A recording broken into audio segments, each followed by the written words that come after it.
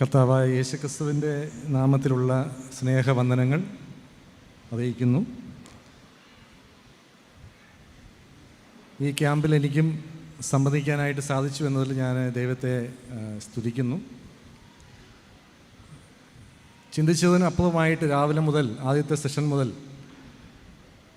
ദൈവത്തോടു കൂടെ നടക്കേണ്ടതിൻ്റെ ആവശ്യകത,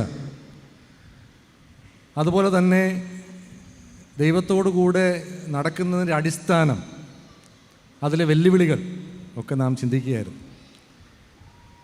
എനിക്കും അത് വളരെ പ്രയോജനമായിരുന്നു എന്ന് ഞാൻ ദൈവസന്നിധിയിൽ സമ്മതിക്കുന്നു. കർത്താവ് നമ്മെ ഏവരെയും സഹായിക്കട്ടെ. ഇന്നത്തെ 5ാമത്തെ സെഷനാണിത്. ഈ സെഷനിലും ദൈവത്തോടു കൂടെ നടക്കേണ്ടതിൻ്റെ ആവശ്യകതയും അതിൻ്റെ പ്രാധാന്യവും അതിൻ്റെ കേന്ദ്രവും എന്താണ് എന്ന് നമുക്ക് ചിന്തിക്കുവാനായിട്ട് കർത്താവിൽ ആശ്രയിക്കാൻ കർത്താവ് നമ്മെ സഹായിക്കട്ടെ. പ്രിയ ജോയ്സ് സാറിനെ ഓർപ്പിച്ചതുപോലെ എനിക്ക് ഏൽപ്പിച്ചിരിക്കുന്ന വിഷയം ദൈവത്തോടുള്ള നടപ്പ് ക്രിസ്തു കേന്ദ്രീകൃതം എന്നതാണ്. അതിൽ 3 വിഭാഗങ്ങളായി തിരിച്ച് സംസാരിക്കണമെന്നാണ് എന്നോട് പ്രിയ സുനിൽ സോറൻ ആവശ്യപ്പെട്ടത്. ഒന്നാമത് ക്രിസ്തീയ ജീവിതം അല്ലെങ്കിൽ ശിഷ്യത്വ ജീവിതത്തോട് ബന്ധപ്പെട്ട്, രണ്ടാമത് സഭയിലെ സജീവ പങ്കാളിത്തം അതിനോട് ബന്ധപ്പെട്ട്, മൂന്നാമത് നാം ഇന്ന് നേരിടുന്ന ആത്മീക മാന്യങ്ങളും നമ്മുടെ ഹൃദയത്തിലുള്ള ചില സംശയങ്ങളും എപ്രകാരം നമുക്ക് ദൂരീകരിക്കാം. അപ്പോൾ ഈ 3 തലക്കെട്ടുകളായിട്ട് തന്നെയാണ് ഞാനും ഇന്ന് സംസാരിക്കാനായിട്ട് ആഗ്രഹിക്കുന്നത്. എനിക്ക് മുമ്പ് സംസാരിച്ച പ്രിയ ബാബു എം ജോർജ് സഹോദരനും അതുപോലെ തന്നെ പ്രിയ സുനിൽ അബ്രഹാം സഹോദരനും ഞാൻ സംസാരിക്കാൻ ആഗ്രഹിക്കുന്ന വിഷയത്തിൻ്റെ അടിസ്ഥാനം ഇട്ട് കഴിഞ്ഞു. അതുകൊണ്ട് എനിക്കത് വളരെ സഹായകരമായി. അവരിട്ട അടിസ്ഥാനത്തിന്മേലാണ് ഞാനിനി സംസാരിക്കാനായിട്ട് കർത്താവിൽ ആശ്രയിച്ച് ആഗ്രഹിക്കുന്നത്. അപ്പോൾ ദൈവത്തോടു കൂടെ നടക്കുക എന്നത് വളരെയധികം ഭാഗ്യകരമായിരിക്കുന്ന ഒരു അവസ്ഥയും ഒരു അനുഭവമാണ്. അത് വളരെ ഭാഗ്യകരമായിരിക്കുന്ന ഒരു കാര്യമാണ്. ദൈവത്തെ അറിയാത്ത അവിശ്വാസികൾക്ക് പോലും താല്പര്യമുള്ളൊരു വിഷയമാണത്. അങ്ങനെയെങ്കിൽ ദൈവത്തെ അറിഞ്ഞു എന്ന് അവകാശപ്പെടുന്ന രക്ഷിക്കപ്പെട്ടവരായിരിക്കുന്ന ദൈവമക്കളായിരിക്കുന്ന നാം എത്രയധികം അതിൽ ഉത്സാഹവും താല്പര്യവും ശ്രദ്ധയും പുലർത്തേണ്ടതാണ് എന്ന് ഞാൻ ഈ സമയത്ത് ഓർക്കട്ടെ. അപ്പോൾ ദൈവത്തോട് അടുത്ത് ചെല്ലുവാനുള്ള ആഹ്വാനം തീർച്ചയായിട്ടും നമുക്ക് തിരുവചനത്തിൽ കാണുവാൻ സാധിക്കും. എന്നാൽ എങ്ങനെയെങ്കിലും കേൾച്ചില്ല നമുക്ക് സാധിക്കുകയില്ല. അത് സുനിൽ സഹോദരൻ നമ്മെ ഓർപ്പിച്ചു. ചില പ്രോട്ടോക്കോളുകളൊക്കെ അതിനുണ്ട്. നമ്മുടെ താല്പര്യപ്രകാരം നമുക്കങ്ങനെ കേൾച്ചെല്ലാൻ പറ്റിയൊരിടമല്ല ദൈവ സന്നിധി എന്ന് പറയുന്നത്. എന്നാൽ ദൈവം കരുണയുള്ളവനായതുകൊണ്ട് നമ്മുടെ ബലഹീനതകളും കുറവുകളും കണക്കിടാതെ ദൈവം തൻ്റെ സാന്നിധ്യം നമുക്ക് നൽകുന്നു എന്നത് തീർച്ചയായിട്ടും ദൈവത്തെ സ്തുതിക്കാൻ മതിയായ കാരണമാണ്. അപ്പോൾ ദൈവത്തിൻ്റെ അടുക്കിലേക്ക് നമുക്കങ്ങനെ വെറുതെ കയറിച്ചെല്ലാൻ സാധിക്കില്ല. കർത്താവിനെ പറയുകയാണ്, ഞാൻ ചില ആളുകൾ എന്നോട് അടുപ്പിക്കും, അല്ലാതെ എന്നോട് അടുക്കുവാൻ ധൈര്യപ്പെടുന്നവരാരാണ് എന്നാണ് ദൈവം ചോദിക്കുന്നത്. കാരണം ദൈവം രാജാവാണ്. രാജാവിൻ്റെ സന്നിധിയിലേക്ക് നമുക്കങ്ങനെ വെറുതെ കയറി ചെല്ലാൻ സാധിക്കില്ല. ഈ ലോകപ്രകാരമുള്ള നേതാക്കന്മാരുടെ അടുക്കിലേക്ക് പോലും ചെല്ലാനായിട്ട് നമുക്ക് തീർച്ചയായിട്ടും അനുവാദം വാങ്ങി ചില ക്രമീകരണങ്ങൾ അവിടെ ഉണ്ട്. അതുവഴി മാത്രമേ സാധിക്കുകയുള്ളൂ. അങ്ങനെയെങ്കിൽ സ്വർഗത്തിനും ഭൂമിക്കും നാഥനായി രാജാവായി കർത്താവായി വാഴുന്ന ഈ ദൈവത്തിന് സന്നിധിയിലേക്ക് കയറി ചെല്ലുക, ദൈവത്തോടുകൂടെ നടക്കുക എന്ന് പറയുന്നത് അങ്ങനെ നാം ചിന്തിക്കുന്ന വഴിയിൽ സാധിക്കുന്ന ഒരു കാര്യമല്ല. ദൈവം വച്ചിരിക്കുന്ന വഴിയിൽ കൂടെ അത് സാധിക്കും. അതിനെക്കുറിച്ച് പ്രിയ ബാബുയോസ്വരം വ്യക്തമായിട്ട് പറഞ്ഞു. രക്ഷിക്കപ്പെട്ട ആളുകൾക്ക് മാത്രമേ അത് ദൈവം ഉദ്ദേശിക്കുന്ന നിലയിൽ, തിരുവഴുത്തിൽ പറയുന്ന നിലയിൽ സാധിക്കുകയുള്ളൂ. കാരണം അവർ വീണ്ടെടുക്കപ്പെട്ട ആളുകളാണ്. ആ വീണ്ടെടുപ്പെന്ന് പറയുന്നതും അത് ദൈവം നൽകിയതാണ്. അപ്പോൾ ഈ ദൈവത്തിൻ്റെ അടുക്കിലേക്ക് ചെല്ലാനായിട്ട് പഴയ നിയമത്തിലേക്ക് നാം നോക്കുമ്പോൾ അത് എത്ര പ്രയാസമാണ് എന്ന് നമുക്ക് കാണാൻ സാധിക്കും. എന്നാൽ പുതിയ നിയമത്തിലേക്ക് വരുമ്പോൾ അത് കർത്താവ് യേശുക്രിസ്തു എത്ര എളുപ്പമാക്കി തീർത്തു എന്ന് നമുക്ക് കാണാൻ സാധിക്കും.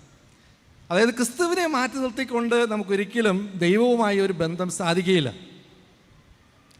ദൈവത്തെയും മനുഷ്യനെയും തമ്മിൽ യോജിപ്പിച്ച പുതിയ നിയമത്തിൻ്റെ മധ്യസ്ഥനായി ഈ ഭൂമിയിലേക്ക് വന്ന് ഇന്ന് ലോകം ക്രിസ്മസ് ആഘോഷിക്കുകയാണ്. അപ്പോൾ യേശുക്രിസ്തുവിൻ്റെ ജനനം ആഘോഷിക്കുന്നു. അപ്പോൾ യേശു കർത്താവ് അങ്ങനെ മനുഷ്യനായി വന്നു, താനിവിടെ ജീവിച്ചു, മരിച്ചു, അടക്കപ്പെട്ടു, ഉയർത്തെഴുന്നേറ്റു എന്നത് ഒരു ചരിത്ര സത്യമാണ്. അതിൻ്റെ ഉദ്ദേശം ദൈവത്തെയും മനുഷ്യനെയും തമ്മിൽ ബന്ധിപ്പിക്കുക എന്നത് തന്നെയാണ്. മനുഷ്യൻ്റെ പാപം നിമിത്തം അവൻ തൻ്റെ സൃഷ്ടാവായ ദൈവത്തെ വിട്ട് അകന്നു പോയപ്പോൾ അവന് വേണ്ടി യാഗം കഴിച്ച് പാപത്തിൻ്റെ പരിഹാരം വരുത്തി ദൈവത്തെയും മനുഷ്യനെയും തമ്മിൽ കൂട്ടിയിണക്കി അവർ തമ്മിലുള്ള നിത്യമായിരിക്കുന്ന ബന്ധം സാധിച്ചെടുത്ത് അതിൻ്റെ അനുഗ്രഹം അവർക്ക് ലഭിക്കത്തക്ക വിധത്തിലുള്ള സകല ക്രമീകരണങ്ങളും നമ്മുടെ കർത്താവായ യേശു ക്രിസ്തു നിർവഹിച്ചു എന്നത് ഒരു വലിയ നേട്ടമാണ്. അത് നമുക്ക് വേണ്ടിയാണ് കർത്താവ് നേട്ടം നേടിയത്. കർത്താവിന് ഒത്തിരി കാര്യം നഷ്ടമായി തീർന്നു, പക്ഷേ എനിക്കും നിങ്ങൾക്ക് വേണ്ടി അത് കർത്താവ് നേടിയെടുത്തു. അപ്പോൾ യേശു ക്രിസ്തു മുഖാന്തരം അല്ലാതെ നമുക്ക് ദൈവവുമായിട്ട് ബന്ധം സാധിക്കുകയില്ല. അതിനെ സൂചിപ്പിക്കാനായിട്ട് അപ്പോസ്തലനായ പൗലോസ് ഉപയോഗിച്ച അനവധി പ്രയോഗങ്ങളുണ്ട്. അതിലൊന്നാണ് ഇൻ ക്രൈസ്റ്റ്, ക്രിസ്തുവിൽ. മലയാളത്തിൽ നമുക്ക് അത്രയും അത് വ്യക്തമല്ല, അതിൽ ഇംഗ്ലീഷ് വായിച്ചാൽ നമുക്കത് കുറച്ചുകൂടെ വ്യക്തമാകും. ഇൻ ക്രൈസ്റ്റ്, ക്രിസ്തുവിൽ. അതിന് യൂണിയൻ വിത്ത് ക്രൈസ്റ്റ് എന്നും അതിന് ഇംഗ്ലീഷിൽ പറയും. യേശു ക്രിസ്തുവുമായിട്ടുള്ള ഏകീകരണം. അത് അപ്പോസ്തലനായ പൗലോസ് 70 പ്രാവശ്യത്തോളം ആവർത്തിച്ചിരിക്കുന്ന ഒരു പ്രയോഗമാണ്. അതിൽ നിന്ന് തന്നെ അതിൻ്റെ പ്രാധാന്യം നമുക്ക് കണ്ടെത്തുവാനായിട്ട് സാധിക്കും. അപ്പോൾ കർത്താവായ യേശു ക്രിസ്തുവിലാണ് ദൈവം നമ്മെ കാണുന്നത്. രക്ഷിക്കപ്പെട്ട ദൈവമക്കളെ ദൈവം അംഗീകരിക്കുന്നതും അവരെ കാണുന്നതും അവർ ക്രിസ്തുവിലാണ് എന്ന നിലയിലാണ്. അവരുടെ സ്ഥാനം ക്രിസ്തുവിലാണ്. യേശു ക്രിസ്തു വഴി അല്ലാതെ അവർക്ക് ദൈവവുമായിട്ട് ബന്ധപ്പെടാൻ സാധിക്കുകയില്ല. യേശു ക്രിസ്തുവിന് പുറത്തേക്ക് പോകാനും അവർക്ക് സാധിക്കുകയില്ല. അത് അപകടകരമാണ്, ദൈവത്തിന് ന്യായവിധിക്കിടയായിത്തീരും. അതുകൊണ്ട് ക്രിസ്തുവുമായി കൂട്ടിയിണക്കപ്പെട്ട ആളുകളെന്ന നിലയിൽ യേശു ക്രിസ്തുവിനോടുകൂടെ ചേർന്ന് ജീവിക്കുക എന്നതാണ് ദൈവം നമ്മെക്കുറിച്ച് ആഗ്രഹിക്കുന്ന ഒരു വലിയ നമ്മിൽ നിന്നുള്ള പ്രതികരണം. അതാണ് ദൈവം നമ്മിൽ നിന്ന് ആഗ്രഹിക്കുന്നത്. എബ്രായലേഖനം 10-ാം അധ്യായത്തിലേക്ക് വരുമ്പോൾ അവിടെ നമുക്ക് കാണാൻ സാധിക്കുന്നത് അതിൻ്റെ 19 മുതൽ 23 വരെയുള്ള വാക്യങ്ങൾ വായിച്ചാൽ അവിടെ ജീവനുള്ളൊരു പുതുവഴി യേശു ക്രിസ്തു ദൈവത്തിൻ്റെ സന്നിധിയിലേക്ക് നമുക്കായി താൻ തുറന്നിരിക്കുന്നു എന്നാണ് നമുക്കിവിടെ കാണാൻ സാധിക്കുന്നത്. അതായത് ദൈവത്തിൻ്റെ അടുക്കിലേക്ക് ചെല്ലുവാനായിട്ട് ജീവനുള്ളൊരു വഴി, അതായത് ജീവിക്കുന്ന ക്രിസ്തുവുമായിട്ടുള്ള ബന്ധത്തിൻ്റെ അടിസ്ഥാനത്തിൽ ആ ബന്ധത്തിൽ നിന്നുകൊണ്ട് ദൈവത്തിൻ്റെ അടുക്കിലേക്ക് നമുക്ക് പ്രവേശനം ലഭ്യമാണ്. ആ ഒരു പുതിയ വഴി താൻ തുറന്നിരിക്കുന്നു എന്നാണ് നമുക്ക് കാണാൻ സാധിക്കുന്നത്. അതിനോട് ബന്ധപ്പെട്ട് അപ്പോസ്തലനായ പൗലോസും പറയുന്നുണ്ട്, അവൻ നമ്മെ ക്രിസ്തു മൂലം തന്നോട് നിരപ്പിച്ചു. അപ്പോൾ ദൈവം നമ്മെ ക്രിസ്തു നിമിത്തമാണ് തന്നോട് നിരപ്പിച്ചിരിക്കുന്നത്. ക്രിസ്തു കൂടാതെ നമുക്ക് ദൈവവുമായിട്ട് നിരപ്പ് പ്രാപിക്കാൻ സാധിക്കുകയില്ല. നിരപ്പ് പ്രാപിക്കുക എന്ന് പറഞ്ഞാൽ നമുക്കും ദൈവത്തിനും ഇടയ്ക്കുണ്ടായിരുന്ന ശത്രുത നീങ്ങിപ്പോയി. ആ വന്ന മാറ്റം, അതിൻ്റെ അടിസ്ഥാനത്തിൽ നമുക്ക് വന്ന പുതിയ ഒരു സ്നേഹബന്ധം, അതിനെ കുറിക്കുന്ന പ്രയോഗമാണ് നിരപ്പ് എന്ന് പറയുന്നത്. അത് സുവിശേഷം വിശ്വസിക്കുന്ന എല്ലാവർക്കും സൗജന്യമായി ലഭിക്കുന്ന ഒരു കാര്യമാണ്. അത് ദൈവം ചെയ്യുന്ന കാര്യമാണ്. നമുക്കതിൽ ക്രിയാത്മകമായിരിക്കുന്ന ഒരു പങ്ക് നമുക്കില്ല. അപ്പോൾ ദൈവം അത് ചെയ്തിരിക്കുന്നു എന്നത് തീർച്ചയായിട്ടും നമുക്ക് ദൈവസ്ഥലേക്ക് അടുത്ത് ചെല്ലാനായിട്ട് നമ്മെ സഹായിക്കുന്ന ഒരു കാര്യമാണ്. ദൈവം നമ്മുടെ ശത്രുവല്ല. ദൈവത്തിന് അങ്ങനെ മാറ്റം വരേണ്ട ആവശ്യമില്ല. കാരണം ദൈവം മാറ്റമില്ലാത്തവനാണ്. മാറ്റം വരേണ്ടത് നമുക്കാണ്, എനിക്കും നിങ്ങൾക്കുമാണ്. നമുക്ക് ദൈവത്തോടുള്ള മനോഭാവത്തിൽ മാറ്റം വരേണ്ടത് ആവശ്യമാണ്. നമുക്ക് വന്ന ഏറ്റവും വലിയ പരാജയം എന്ന് പറയുന്നത് ദൈവത്തെ നാം ദൈവമായി കാണുന്നില്ല എന്നതാണ്. അതിലൊരു പക്ഷേ എന്നെപ്പോലെ ദൈവവചനം പ്രസംഗിക്കുന്ന പലർക്കും ഉത്തരവാദിത്വമുണ്ടെന്ന കാര്യം ഞാൻ സങ്കടത്തോടെ ഓർക്കട്ടെ. കാരണം ദൈവത്തെക്കുറിച്ച് അങ്ങനെ പറഞ്ഞു വന്നിട്ട് ആളുകൾ കേട്ടിട്ട് അങ്ങനെ ദൈവത്തെ അങ്ങനെ അവർക്ക് വിലയില്ലാതാകുന്നൊരവസ്ഥയിലേക്ക് എത്തിപ്പോയെങ്കിൽ തീർച്ചയായിട്ടും അത് ഞങ്ങൾ കുറ്റക്കാരാണ്. ദൈവം ഞങ്ങളോട് ക്ഷമിക്കട്ടെ. എന്നാൽ പ്രിയമുള്ളവരെ, ദൈവത്തെ നാം ദൈവമായി തന്നെ കണക്കാക്കി നാം ആ നിലയിൽ തന്നെ ദൈവത്തോട് ഇടപെടേണ്ടത് തീർച്ചയായിട്ടും ആവശ്യമാണ്. എന്നാൽ കർത്താവ് യേശു ക്രിസ്തു വഴി നമുക്ക് ദൈവത്തിൻ്റെ അടുക്കിലേക്ക് ചെല്ലുവാനായിട്ട് നമുക്ക് സ്വാതന്ത്ര്യമുണ്ട്, അനുവാദമുണ്ട് എന്നത് നാം ഒരിക്കലും മറക്കരുത്. അത് ഉപയോഗിച്ച് നാം ദൈവത്തിനടുത്തേക്ക് കടന്നു ചെന്ന് നാം നമ്മുടെ അപേക്ഷകൾ അറിയിക്കുകയും നാം സഹായത്തിനായിട്ട് കൃപ നാം പ്രാപിക്കുകയും ചെയ്യണമെന്ന് തിരുവഴി നമ്മെ ഓർപ്പിക്കുന്നു. അത് നാം തീർച്ചയായിട്ടും ചെയ്യണം. അത് നമ്മുടെ ഉത്തരവാദിത്തമാണ്.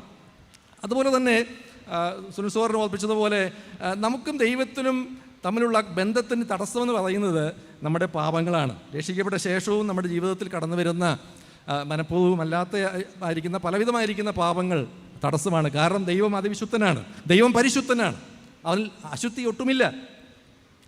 ആ പരിശുദ്ധനായ ദൈവത്തിൻ്റെ അടുക്കിലേക്ക് ചെല്ലുമ്പോൾ നമ്മുടെ പാപങ്ങൾ തീർച്ചയായിട്ടും അതിൻ്റെ തടസ്സമാണ്. എന്നാൽ അതിനുള്ള പരിഹാരവും നമ്മുടെ കർത്താവായ യേശു ക്രിസ്തുവിൻ്റെ രക്തമാണ്. അവൻ്റെ പുത്രനായ യേശുവിൻ്റെ രക്തം സകല പാപവും പോക്കി നമ്മെ ശുദ്ധീകരിക്കുന്നു. തൊട്ടുതാഴെ യോഹന്നാൻ അപ്പോസ്തലൻ തൻ്റെ 1-ാമത്തെ ലേഖനത്തിൽ ഇങ്ങനെ പറയുന്നു, നാം നമ്മുടെ പാപങ്ങളെ ഏറ്റുപറയുന്നുവെങ്കിൽ അവൻ നമ്മുടെ പാപങ്ങളെ ക്ഷമിച്ച് സകല അനീതിയും പോക്കി നമ്മുടെ പാപങ്ങളെ ക്ഷമിക്കും എന്ന് പറയുന്നുണ്ട്. അത് രക്ഷിക്കപ്പെട്ട ശേഷം തുടർമാനമായി നാം ചെയ്യേണ്ട കാര്യമാണ്. പ്രിയമുള്ളവർ, നമ്മുടെ ജീവിതത്തിൽ കടന്നു വരുന്ന പാപങ്ങളെ നാം ഏറ്റുപറഞ്ഞ് ഉപേക്ഷിക്കുന്നില്ല എങ്കിൽ ദൈവവുമായിട്ടുള്ള നമ്മുടെ സജീവമായിരിക്കുന്ന ബന്ധത്തെ അത് തീർച്ചയായിട്ടും ബാധിക്കും. നമുക്കൊരിക്കലും പാപത്തിൻ്റെ വഴിയിൽ ദൈവത്തെ കണ്ടെത്തുവാൻ സാധിക്കുകയില്ല. പാപത്തിൻ്റെ വഴിയിൽ ദൈവത്തെ കാണുകയാണെങ്കിൽ അത് ന്യായവിധിയുടെ വാളുമായിട്ട് മാത്രമാണ്. ഒരു സ്നേഹബന്ധത്തിൽ നമുക്ക് കാണാൻ സാധിക്കുകയില്ല. കാരണം ദൈവം പാപത്തെ അത്രമാത്രം വെറുക്കുന്ന ദൈവമാണ്. പാപവുമായിട്ട് യാതൊരു സന്ധിയും ചെയ്യാത്ത ദൈവമാണ്. അശുദ്ധി തൻ്റെ അടുത്തങ്ങ് വരാത്ത നിലയിൽ അത്രയും അശുദ്ധിയിൽ നിന്ന് വേർപെട്ടിരിക്കുന്ന വിശുദ്ധനായ ദൈവമാണ് നമ്മുടെ ദൈവം. എങ്കിലും പാപികളായിരിക്കും നമ്മോട് ബന്ധം പുലർത്തുവാനായിട്ട് ദൈവം യേശുക്രിസ്തു മുഖാന്തരം വഴിയൊരുക്കി എന്നത് ദൈവത്തിൻ്റെ വലിയ കരുണയാണ്, ദൈവത്തിൻ്റെ വലിയ സ്നേഹത്തിൻ്റെ പ്രദർശനമാണ്, ദൈവത്തിൻ്റെ കൃപയാണ്. എന്നാൽ പ്രിയമുള്ളവരുടെ പാപത്തെക്കുറിച്ച് പറയുമ്പോൾ അതൊരു ക്രമമുണ്ട്, അത് നാം മനസ്സിലാക്കണം. അതായത് ദൈവത്തെ നാം ശരിക്കും അറിയുമ്പോൾ, അല്ലെങ്കിൽ ദൈവവുമായി അടുത്ത് ചെല്ലുമ്പോൾ നമ്മുടെ ജീവിതത്തിൽ നടക്കുന്ന ചില കാര്യങ്ങളുണ്ട്. അത് യെശയ്യാ പ്രവാചകൻ സംഭവിച്ച കാര്യമാണ്. യെശയ്യാ പ്രവാചകൻ ദൈവം ഉയർന്നും പൊങ്ങിയുമുള്ള സിംഹാസനത്തിൽ ഇരിക്കുന്നത് കണ്ടപ്പോൾ തൻ്റെ പ്രതികരണം ഇപ്രകാരമായിരുന്നു.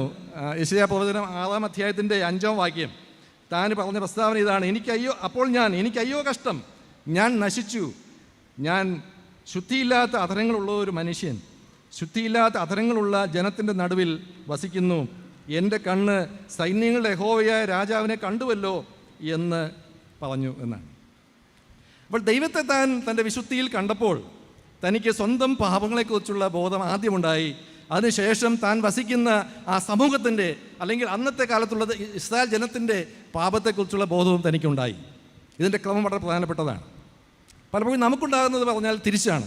നമുക്ക് ആദ്യം നമ്മുടെ ദൃഷ്ടിയിൽപ്പെടുന്നത് നമ്മുടെ പാപങ്ങളല്ല, മറ്റുള്ളവരുടെ പാപങ്ങളാണ്. എന്നാൽ തിരുവെഴുത്ത് പറയുന്ന ക്രമം അതല്ല.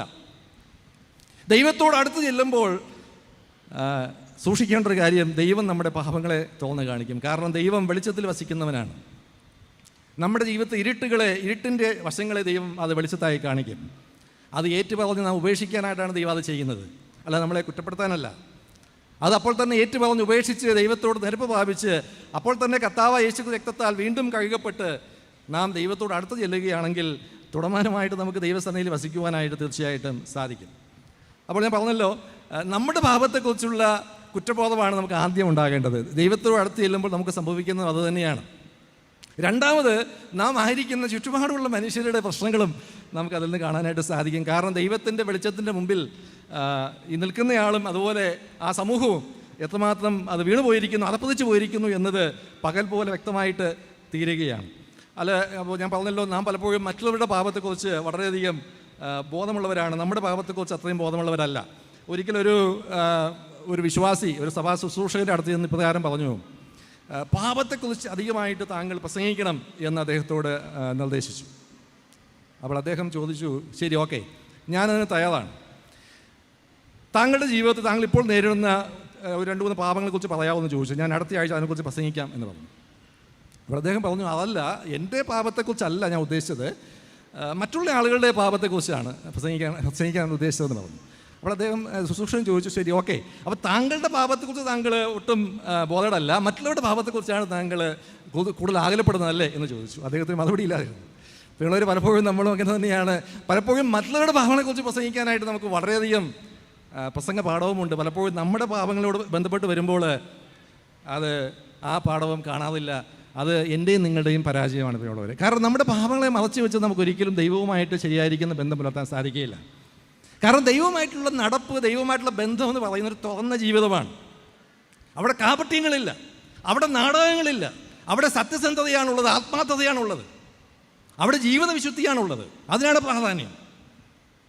നമുക്ക് നാടക നടന്മാരെ പോലെ, സിനിമാ നടന്മാരെ പോലെ അഭിനയിച്ച് കാണിച്ചുകൊണ്ട് നമുക്ക് ദൈവത്തോടുകൂടെ നടക്കുന്നതായിട്ട് ഷോ കാണിക്കാൻ പറ്റില്ല. കാരണം ദൈവത്തിന് മുമ്പിൽ സകലവും നഗ്നവും മലർന്നുമാണ് കിടക്കുന്നത്. ദൈവം നമ്മുടെ ഹൃദയത്തിലെ ഉള്ളിലെ വിചാരങ്ങളെപ്പോലും അതിൻ്റെ ആഴങ്ങളെ പോലും കാണുന്ന ദൈവമാണ്. ആഴങ്ങളെ അറിയുന്ന ദൈവം ഈ ആഴങ്ങളിൽ അശുദ്ധി വെച്ചുകൊണ്ട് ആ ദൈവത്തിന് മുമ്പിൽ കപട നാടകം കളിക്കാനായിട്ട് നമുക്ക് സാധിക്കുകയില്ല. ആ നാടകമൊക്കെ ദൈവം പൊളിക്കും. അങ്ങനെ നാടക നടന്മാരാവാനല്ല ദൈവം എന്നെ നിങ്ങളെ വിളിച്ചിരിക്കുന്നത്. ആത്മാർത്ഥതയും സത്യസന്ധതയുമുള്ള ജീവിത വിശുദ്ധിയുള്ള വിശ്വാസികളായി ദൈവത്തോടുകൂടെ നടക്കുവാനാണ് ദൈവം നമ്മെ വിളിച്ചിരിക്കുന്നത്. ദൈവത്തോടെ നടക്കുക എന്ന് പറയുമ്പോൾ നാം എപ്പോഴും നടക്കുന്ന ആളുകളല്ല, ഇരിക്കുകയും കിടക്കുകയും നിൽക്കുകയൊക്കെ ചെയ്യുന്ന ആളുകളാണ്. അപ്പോൾ ഇവിടെ അതിനെക്കുറിച്ച് സഹോദരന്മാർ മുമ്പ് തന്നെ സൂചിപ്പിച്ചു, നടക്കുക എന്ന് പറഞ്ഞാൽ ജീവിക്കുക എന്നാണ് എൻ്റെ അർത്ഥം. നാം നടക്കുമ്പോൾ മാത്രമല്ല, ഇരിക്കുമ്പോഴും നിൽക്കുമ്പോഴും നമ്മുടെ മറ്റു ഉത്തരവാദിത്തങ്ങൾ ചെയ്യുമ്പോഴെല്ലാം ദൈവത്തോടു കൂടെ തന്നെ നാം ആയിരിക്കേണ്ടത് ആവശ്യമാണ്. ആ നിലയിലാണ് നാം അതിനെ മനസ്സിലാക്കേണ്ടത്. ഓക്കെ, അത് മനസ്സിലാക്കാനായിട്ട് നമുക്കൊരു വേദഭാഗത്തിൽ നമ്മുടെ ശ്രദ്ധയെ തിരിക്കാം. കൊലോസ് ലേഖനം 2-ാം അധ്യായം അതിൻ്റെ 6ഉം 7ഉം വാക്യങ്ങൾ ഞാൻ വാക്യങ്ങളൊന്ന് വായിക്കാം. കൊലോസ് ലേഖനം 2-ന്റെ 6ഉം 7ഉം വാക്യങ്ങൾ. ആകയാൽ നിങ്ങൾ കർത്താവായ ക്രിസ്തേശുവിനെ കൈക്കൊണ്ടതുപോലെ അവൻ്റെ കൂട്ടായ്മയിൽ നടപ്പിൻ, അവനിൽ വേരൂന്നിയും ആത്മീക വർധന പ്രാപിച്ചും നിങ്ങൾക്ക് ഉപദേശിച്ചു തന്നവന് ഒത്തവണ്ണം വിശ്വാസത്താൽ ഉറച്ചും സ്തോത്രത്തിൽ കവിഞ്ഞും ഇരിപ്പിൻ. ഇവിടെ കൊലോസിയിലെ വിശ്വാസികൾ കർത്താവായ യേശുക്രിസ്തുവിനെ കൈക്കൊണ്ടു എന്നാണ് ഇവിടെ അപ്പോസ്തലനായ പൗലോസ് സൂചിപ്പിക്കുന്നത്. അത് അവരുടെ വിശ്വാസത്താൽ യേശുക്രിസ്തുവിനെ സ്വീകരിച്ചതിനെ കുറിച്ചാണ് താൻ ഇവിടെ ഉദ്ദേശിക്കുന്നത്. അവർ രക്ഷിക്കപ്പെട്ടതിനെ കുറിച്ചാണ്. അവർ രക്ഷിക്കപ്പെട്ടു, സുവിശേഷം അവർ വിശ്വസിച്ചു. അപ്പോൾ അവർ കൈക്കൊണ്ടു എന്നതിന് ഉപയോഗിച്ചിരിക്കുന്ന ഗ്രീക്ക് പദം പാരാ ലാബറ്റെ എന്ന പദമാണ്. ഈ വാക്ക് വളരെ പ്രധാനപ്പെട്ട ഒരു വാക്കാണ്, ശ്രദ്ധിക്കേണ്ട ഒരു വാക്കാണ്. കാരണം ഇത് നാം സ്വീകരിക്കുക, കൈക്കൊള്ളുക എന്ന് പറയുമ്പോൾ നാം പണമോ മറ്റു വസ്തുക്കളോ സ്വീകരിക്കുമ്പോൾ ഉപയോഗിക്കുന്ന ഒരു വാക്കല്ല ഇത്. പാരാ ലാബറ്റെ എന്ന വാക്ക് വ്യക്തിബന്ധത്തോട് ബന്ധപ്പെട്ട് ഉപയോഗിക്കുന്ന വാക്കാണ്. അപ്പോൾ നാം സ്വീകരിച്ചത് എന്തെങ്കിലും വസ്തുവകകളല്ല, സമ്പത്തോ പണമോ ഒന്നുമല്ല, ഒരു വ്യക്തിയെയാണ് നാം സ്വീകരിച്ചത്. അതിനെ സൂചിപ്പിക്കുന്ന വാക്കാണ്. പണം സ്വീകരിക്കുമ്പോൾ ഉപയോഗിക്കുന്ന വാക്ക് മറ്റൊരു വാക്കാണ്, ലംബാനം എന്ന വാക്കാണ് ഉപയോഗിക്കുന്നത്. ലംബാനം എന്ന വാക്കിൻ്റെ മറ്റൊരു വകഭേദമാണിത്. എങ്കിലും ഇത് വ്യക്തികളെ സ്വീകരിക്കുന്നതോട് ബന്ധപ്പെട്ട് ഉപയോഗിക്കുന്ന വാക്കാണ്. അപ്പോൾ യേശുക്രിസ്തുവുമായിട്ട് നടക്കുക, യേശുക്രിസ്തുവുമായിട്ട് ചേർന്ന് നടക്കുക എന്ന് പറഞ്ഞാൽ, യേശുക്രിസ്തുവിൽ വളരുക എന്ന് പറഞ്ഞാൽ യേശുക്രിസ്തുവുമായിട്ട് അടുത്ത വ്യക്തിബന്ധം സ്ഥാപിക്കുക എന്നതാണ് അർത്ഥമാക്കുന്നത്. ഇപ്പോൾ ഇങ്ങനെ ചിന്തിക്കുക, ഇപ്പോൾ ക്യാമ്പിൽ നമ്മൾ വന്നു, നമുക്ക് പരിചയമില്ലാത്ത ഒരാളെ നമ്മൾ ഇന്ന് കണ്ടുമുട്ടി പരിചയപ്പെട്ടെന്ന് വിചാരിച്ചോളൂ. ആ വ്യക്തിയുമായിട്ടൊരു ബന്ധം എങ്ങനെയാണ് വളർത്തുന്നത്? ഇവിടെ വെച്ച് തുടങ്ങിയ ആ ബന്ധം നാം വീണ്ടും നാം പല സ്ഥലത്ത് വെച്ച് ഒരുപക്ഷെ കാണുന്നു, അദ്ദേഹവുമായിട്ട് സംസാരിക്കുന്നു, സമയം ചെലവഴിക്കുന്നു. അതിലൂടെ നമുക്ക് ആ വ്യക്തിബന്ധം നമുക്ക് രൂപപ്പെടുത്തിയെടുക്കുവാൻ, വളർത്തിയെടുക്കുവാനായിട്ട് സാധിക്കും. അതേ നിലയിൽ തന്നെയാണ് കർത്താവായ യേശുക്രിസ്തുവുമായിട്ടും ബന്ധം സ്ഥാപിക്കുക, അതിൽ വളരുക. യേശുക്രിസ്തുവിനെ കൈക്കൊണ്ട് എന്നതുകൊണ്ട് മാത്രം എല്ലാം ആയില്ല, അവനിൽ വളരുക, അവൻ്റെ കൂട്ടായ്മയിൽ നടക്കുക എന്നതും നമ്മുടെ ഉത്തരവാദിത്തമാണെന്ന് നാം ഒരിക്കലും മറക്കരുത്. ഇവിടെ കൂട്ടായ്മ എന്ന പദം ശരിക്കും മൂലഭാഷയിൽ ഇല്ല എന്നത് എന്നെ അതിശയിപ്പിച്ച ഒരു കാര്യമാണ്. ഞാൻ അതിൻ്റെ ഗ്രീക്ക് വായിച്ച് നോക്കി, അവിടെ കൂട്ടായ്മ എന്ന വാക്ക് അവിടെ ഇല്ല. പക്ഷേ ആശയം അവിടെ ഉണ്ട്. അവിടെ ഉള്ളത് നടക്കുക എന്ന വാക്കാണ്, ക്രിസ്തുവിൽ നടക്കുക എന്നാണ്. അതിൻ്റെ അർത്ഥം കൂട്ടായ്മ നടക്കുക തന്നെയാണ്. പക്ഷേ ആ കൂട്ടായ്മ എന്ന വാക്ക് മൂലപദത്തിലില്ല. എന്നാൽ നടക്കുക എന്നതിന് ഉപയോഗിച്ചിരിക്കുന്ന വാക്ക് പെരിപ്പാറ്റൈറ്റ് എന്ന വാക്കാണ്. അപ്പോൾ നടക്കുക എന്ന് പറഞ്ഞാൽ അതിൻ്റെ അർത്ഥം, ഈ വാക്കിൻ്റെ അർത്ഥം ജീവിക്കുക എന്നതാണ്. ജീവിക്കുക, കൂട്ടാളിയായി അനുഗമിക്കുക, ഒരു പ്രത്യേക രീതിയിൽ നടക്കുക എന്നതൊക്കെയാണ് ഈ വാക്കിൻ്റെ അർത്ഥം. അതായത് കർത്താവ് യേശുക്രിസ്തു മുഖാന്തരം വീണ്ടും ജന്മം പ്രാപിച്ച എല്ലാവരും യേശുക്രിസ്തുവുമായിട്ടുള്ള സജീവമായിരിക്കുന്ന ബന്ധത്തിൽ ജീവിക്കാൻ വിളിക്കപ്പെട്ടിരിക്കുന്നു എന്ന കാര്യം നാം ഒരിക്കലും മറന്നു പോകരുത്. അത് വിവാഹം കഴിക്കുന്ന പോലെ തന്നെയാണ്. വിവാഹം കഴിക്കുമ്പോൾ നമുക്കറിയാം, വിവാഹം കഴിക്കുമ്പോൾ ആ സ്റ്റേജിൽ നിൽക്കുന്ന അവിടെ തുടങ്ങുന്ന ബന്ധം അവിടെ അവസാനിക്കുന്നില്ല, അല്ലേ? സ്റ്റേജിലും താഴെ ഇറങ്ങി വന്ന് ജീവിതത്തിൻ്റെ പല നഗ്ന യാഥാർത്ഥ്യങ്ങൾ ഒരുമിച്ച് നേരിട്ട്, അവർ തമ്മിലും ഒരുപക്ഷെ പല പ്രയാസങ്ങൾ ഒരുപക്ഷെ പലപ്പോഴും വന്നേക്കാം, അതൊക്കെ നേരിട്ട് മുന്നോട്ട് പോകുന്ന ജീവിതമാണ്, ഒരുമിച്ചുള്ള ജീവിതമാണ്. കർത്താവ് യേശുക്രിസ്തുവിനെ സ്വീകരിച്ചുള്ള ജീവിതവും അപ്രകാരം തന്നെയാണ്. യേശുക്രിസ്തുവിനെ സ്വീകരിച്ചുകൊണ്ട് മാത്രം കാര്യമായില്ല, യേശുക്രിസ്തുവുമായിട്ട് വ്യക്തിബന്ധം നാം വളർത്തിക്കൊണ്ടുവരേണ്ടത് തീർച്ചയായിട്ടും ആവശ്യമാണ്. അതിനുശേഷം 7ാമത്തെ വാക്യത്തിൽ അതെങ്ങനെയാണ് സാധിക്കുന്നതെന്ന് അവിടെ പറയുന്നുണ്ട്. അവനിൽ വേരൂന്നിയും ആത്മീയ വർധന പ്രാപിച്ചും നിങ്ങൾക്ക് ഉപദേശം വന്നതിന് ഒത്തവണ്ണം വിശ്വാസത്തിൽ ഉറച്ചും സ്തോത്രത്തിൽ കവിഞ്ഞും ഇരിപ്പിൻ. അതായത് ക്രിസ്തീയ ജീവിതത്തിൽ നാം സമൃദ്ധിയായി വർദ്ധിച്ചു വരണമെങ്കിൽ ദൈവത്തോട് നന്ദിയുള്ളവരായി, ദൈവിക പ്രമാണങ്ങളെ അനുസരിച്ചുകൊണ്ട്, ദൈവകൽപ്പനകളെ അനുസരിച്ചുകൊണ്ട്, ദൈവത്തിൻ്റെ ഇഷ്ടം അനുസരിച്ചുകൊണ്ട് നാം ജീവിക്കണം. അപ്പോഴാണ് ദൈവത്തിൻ്റെ സാന്നിധ്യം നമ്മുടെ ജീവിതത്തിൽ അധികമായിട്ടുണ്ടാകുന്നത്. ഞാനോട് ചേർത്ത് ഒരു വേദഭാഗം കൂടെ വിശദീകരിച്ചിട്ട് ഞാൻ അടുത്ത പോയിന്റിലേക്ക് പോകാൻ ആഗ്രഹിക്കുകയാണ്. അത് നമുക്ക് പരിചയമുള്ള മറ്റൊരു വേദഭാഗമാണ്. മത്തായി എഴുതിയ സുവിശേഷം 28-ാം അധ്യായം 19-20 വാക്യം. ഞാൻ ആ വാക്യം വായിക്കാൻ സമയമെടുക്കുന്നില്ല, നമുക്കറിയാവുന്ന വാക്യമാണ്. അവിടെ ശിഷ്യത്വത്തെക്കുറിച്ചാണ് പറഞ്ഞിരിക്കുന്നത്. അപ്പോൾ അവിടെ കർത്താവ് തൻ്റെ അപ്പോസ്തലന്മാരോട് പറയുകയാണ്, നിങ്ങൾ പുറപ്പെട്ടു പോകണം, ലോകത്തെത്രത്തോളം നിങ്ങൾ ചെല്ലണം, എന്നിട്ട് നിങ്ങൾ സകല ജാതികളെയും ശിഷ്യരാക്കണം. എങ്ങനെയാണ്? ഞാൻ നിങ്ങളോട് കൽപ്പിച്ചതൊക്കെയും പ്രമാണിപ്പാൻ തക്കവണ്ണം ഉപദേശിച്ചുകൊണ്ട് നിങ്ങളത് ചെയ്യണം എന്നാണ് അവരോട് പറയുന്നത്. എന്നിട്ട് താൻ ഇങ്ങനെ പറഞ്ഞു അവസാനം, ഇതാ ഞാൻ ലോക അവസാനത്തോളം എല്ലാ നാളും നിങ്ങളോട് കൂടെ ഉണ്ട്. അതായത് കർത്താവ് പറഞ്ഞിരിക്കുന്ന ഇതേ ക്രമീകരണത്തിൽ, ഇതേ രീതിയിൽ ശിഷ്യത്വ പാതയിൽ തുടരുന്ന ആളുകളുടെ കൂടെ കർത്താവിൻ്റെ സാന്നിധ്യമുണ്ടെന്നാണ് കർത്താവ് നമുക്ക് വാഗ്ദത്തം ചെയ്തിരിക്കുന്നത്. അവിടെ ഞാൻ അതിൻ്റെ ഒറിജിനൽ ലാംഗ്വേജിൽ വായിച്ചപ്പോൾ ഈ മലയാളത്തിലും ഇംഗ്ലീഷിലും ഒക്കെ വിട്ടുപോയ ഒരു വാക്ക് എൻ്റെ ശ്രദ്ധയിൽപ്പെട്ടു. അത് നോക്കുക എന്നൊരു വാക്കാണ്. അങ്ങനെ ഒരു വാക്ക് നമ്മുടെ പരിഭാഷയിൽ കാണാൻ സാധിക്കില്ല. നോക്കുക, ഇടൂ എന്ന വാക്കാണ്. ലുക്ക് അല്ലെ ബിഹോൾഡ് എന്ന് പറയുന്നൊരു വാക്കാണ്. അത് ഒരു കൽപ്പന രൂപത്തിലാണ് വന്നിരിക്കുന്നത്. അപ്പോൾ നോക്കുക, അപ്പോൾ കർത്താവ് നേരിട്ട് അവിടെ പറയുകയാണ് നോക്കുക. എന്നിട്ട് താൻ പറഞ്ഞു, ഇതാ ഞാൻ തന്നെ ലോക അവസാനത്തോളം നിങ്ങളോട് കൂടെയുണ്ട്, യഗോ എയ്മി എന്ന് പറഞ്ഞാൽ താൻ ഊന്നി പറയുക. യഗോ എന്ന് മാത്രം പറഞ്ഞാൽ മതി. പക്ഷെ കർത്താവ് പറഞ്ഞു യഗോ എയ്മി, അതായത് ഇതാ ഈ ഞാൻ തന്നെ നിങ്ങളോട് കൂടെ ലോക അവസാനത്തോളം ഉണ്ട് എന്ന ഒരു ഊന്നലാണ് അവിടെ കർത്താവ് നൽകിയത്. അതാണ് മൂലഭാഷയിൽ നമുക്ക് കാണാൻ സാധിക്കുന്നത്. അപ്പോൾ ഇപ്രകാരം ശിഷ്യത്തെ പാത തുടരുന്ന ആൾ, അതായത് കർത്താവ് പഠിപ്പിച്ച കൽപ്പനകളെ കൈക്കൊള്ളുകയും അനുസരിക്കുകയും അത് പഠിക്കുകയും പഠിപ്പിക്കുകയും ചെയ്യുന്ന ആളുകളുടെ കൂടെ തീർച്ചയായിട്ടും കർത്താവുണ്ട്. ഏതുവരെ? ലോക അവസാനത്തോളം. കർത്താവിൻ്റെ കൂടെ നടക്കുവാൻ, വസിക്കുവാൻ, ജീവിക്കുവാൻ ഈ പാത പിന്തുടരുന്ന എല്ലാ ദൈവമക്കൾക്കും സാധിക്കുമെന്നത് തിരുവെഴുത്ത് നമുക്ക് തരുന്ന ഒരു ഗ്യാരണ്ടി, ഉറപ്പാണ്. അത് നാം ചെയ്യുന്ന ആളുകളാണോ എന്നതാണ് ചോദ്യം. എൻ്റെ വ്യക്തിപരമായ ജീവിതത്തിലും ഞാൻ കർത്താവിനെ അറിഞ്ഞ ശേഷം കർത്താവിൻ്റെ സാന്നിധ്യം പ്രത്യേകമായിട്ട് എനിക്ക് അനുഭവിക്കാൻ സാധിച്ച 3 മേഖലയോടെ പറഞ്ഞിട്ട് ഞാൻ അടുത്തതിലേക്ക് പോകാം. അത് 3 മേഖല. ഒന്ന്, തിരുവെഴുത്തുകൾ വായിക്കുകയും പഠിക്കുകയും ചെയ്യുമ്പോഴാണ്. ഞാൻ രക്ഷിക്കപ്പെട്ട ശേഷം എനിക്ക് ദൈവവചനം ധാരാളമായിട്ട് പഠിക്കാൻ ഉത്സാഹമുണ്ടായി. അതാരും പറഞ്ഞിട്ടൊന്നുമല്ല, അത് ദൈവാത്മാവ് തന്നെ തന്നൊരു പ്രേരണയാണ്. ഞാൻ ധാരാളമായിട്ട് ബൈബിൾ നിലത്ത് വെക്കാതെ വായിക്കുമായിരുന്നു. അപ്പോൾ ദൈവത്തിൻ്റെ സാന്നിധ്യം എനിക്ക് ധാരാളം അനുഭവിക്കാൻ സാധിച്ചു. ദൈവം എന്നോട് സംസാരിക്കുന്നതായിട്ട് എനിക്ക് പലപ്പോഴും അനുഭവിക്കാൻ സാധിച്ചിട്ടുണ്ട്. രണ്ടാമത്, പ്രാർത്ഥിക്കുമ്പോൾ ദൈവത്തിൻ്റെ സാന്നിധ്യം എനിക്ക് പലപ്പോഴും അനുഭവിക്കാൻ സാധിച്ചിട്ടുണ്ട്. മൂന്നാമത്, ക്രിസ്തുവിൻ്റെ സാക്ഷ്യം വഹിക്കുക എന്ന് പറയുന്ന ശുശ്രൂഷ ചെയ്യുമ്പോൾ, കർത്താവിൻ്റെ സാക്ഷ്യം വഹിക്കുമ്പോൾ, അത് സുവിശേഷം പറയുമ്പോഴാകട്ടെ, ദൈവവചനം ഉപദേശിക്കുമ്പോഴാകട്ടെ, ആ സമയത്തൊക്കെയും കർത്താവിൻ്റെ സാന്നിധ്യം അനുഭവിക്കാൻ എനിക്ക് സാധിച്ചിട്ടുണ്ട്. അതുതന്നെയാണ് ശിഷ്യത്വ ജീവിതം എന്ന് പറയുന്നത്. പ്രിയമുള്ളവർ, അങ്ങനെ ജീവിക്കുമ്പോൾ തീർച്ചയായിട്ടും നാം അത് സത്യസന്ധമായിട്ടാണ് ചെയ്യുന്നതെങ്കിൽ, നമ്മുടെ വ്യക്തി താല്പര്യങ്ങളെ മാറ്റിവെച്ചിട്ടാണ് നാം അത് ചെയ്യുന്നതെങ്കിൽ, തീർച്ചയായിട്ടും പ്രിയമുള്ളവരെ ദൈവത്തിൻ്റെ സാന്നിധ്യം തുടർച്ചയായി നമ്മുടെ ജീവിതങ്ങളിൽ ഉണ്ടാകും. അതുപോലെ ഒരു കാര്യം ഞാൻ പറയട്ടെ, കർത്താവ് നമ്മെ ശിഷ്യന്മാരാകാൻ വിളിച്ചിരിക്കുന്നത് കർത്താവിൻ്റെ ശിഷ്യന്മാരാകാനാണ്, ലോകത്തിലെ ഏതെങ്കിലും വ്യക്തികളുടെ ശിഷ്യന്മാരാകാനല്ല. പലരും ശിഷ്യത്വത്തെ വളരെ തെറ്റായ രീതിയിൽ പഠിപ്പിക്കുന്നുണ്ട്. എൻ്റെ ശിഷ്യരാകുക എന്ന നിലയിലാണ് അവരതിനെ പറയാൻ ശ്രമിക്കുന്നത്. തിരുവെഴുത്ത് അങ്ങനെയല്ല പറയുന്നത്. അപ്പോസ്തലന്മാർ പോലും അവരുടെ ശിഷ്യന്മാരാകാൻ വേണ്ടിയല്ല പഠിപ്പിച്ചത്. കാരണം അവർ ഉപദേശിച്ചത് എന്താണ്? കർത്താവ് പഠിപ്പിച്ച കാര്യമാണ് അവർ ഉപദേശിച്ചത്. കർത്താവ് പഠിപ്പിക്കാത്ത കാര്യം ഉപദേശിക്കാൻ അവർക്ക് അനുവാദം ഉണ്ടായിരുന്നില്ല, അത് കർത്താവ് കൊടുത്തിരുന്നില്ല.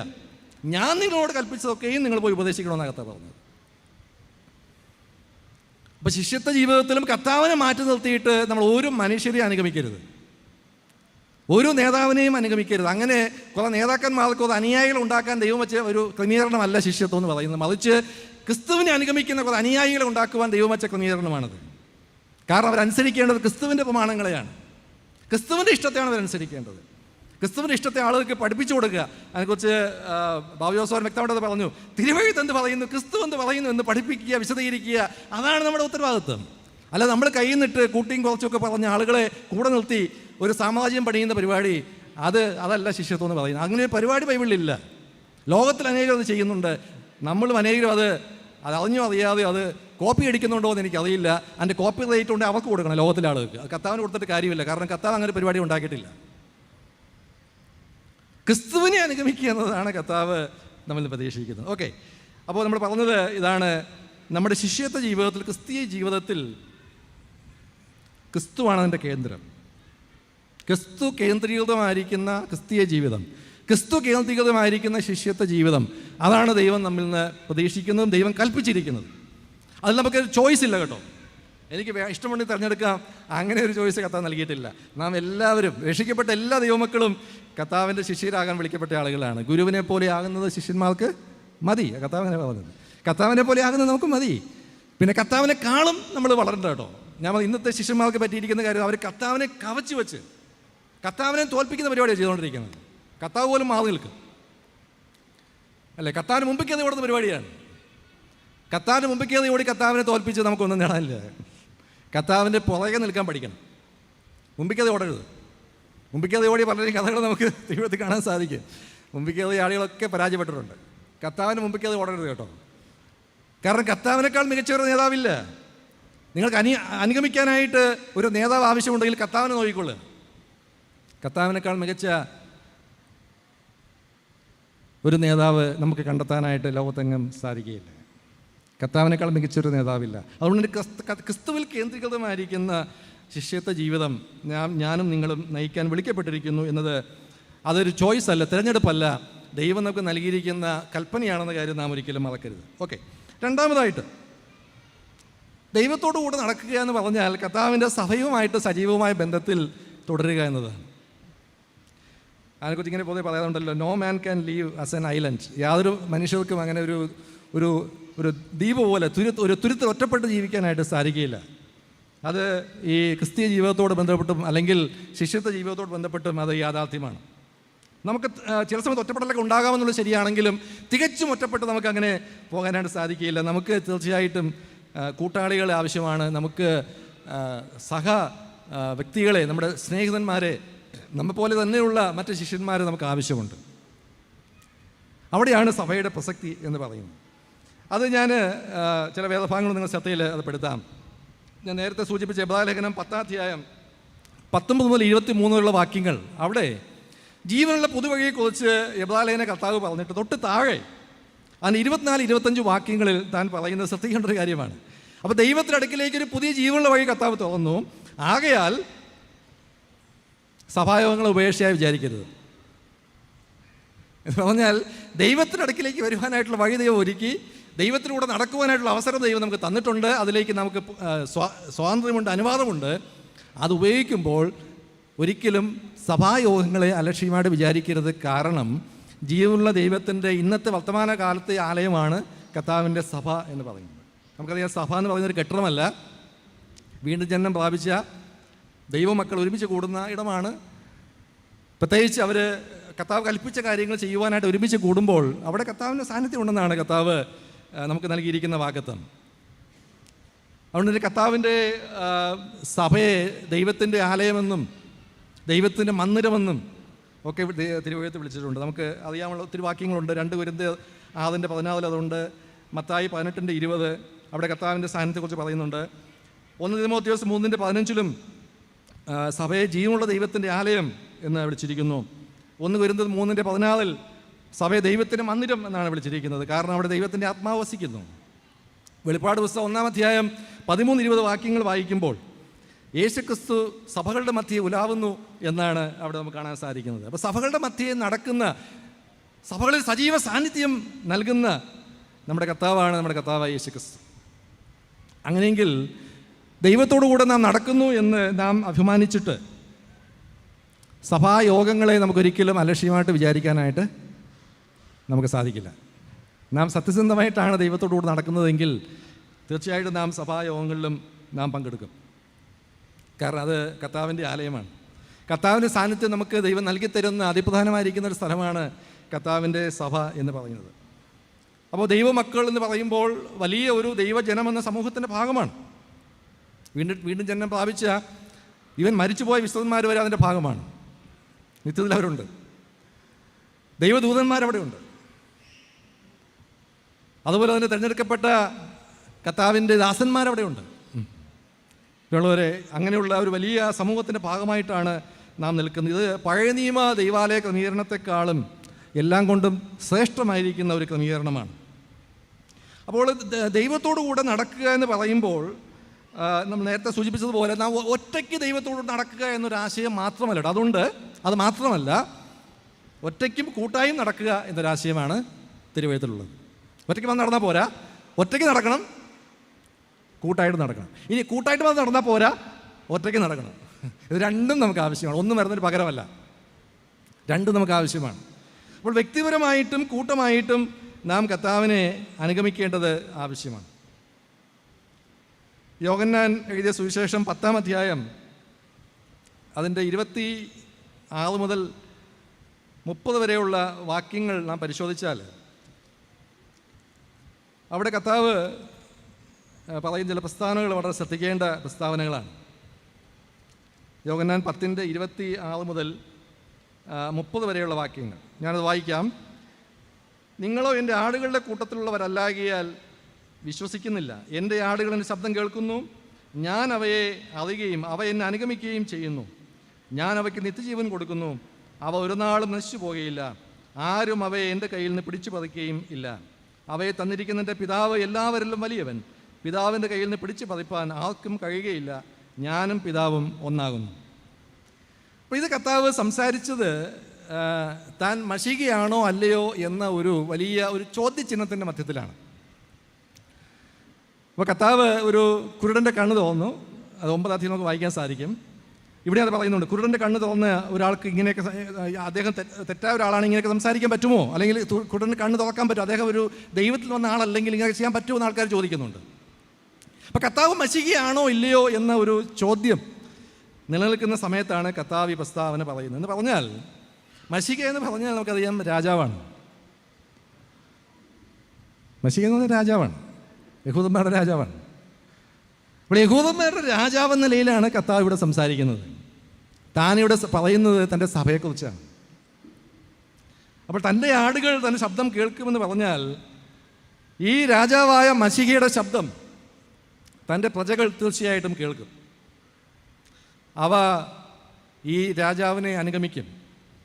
എന്നിട്ട് ഇതേ രാജാവ് തന്നെയാണ് ഈ അധ്യായത്തിൽ പറയുന്നത് തൻ്റെ പ്രജകൾക്ക് വേണ്ടി തൻ്റെ ജീവനെ നൽകിയത്.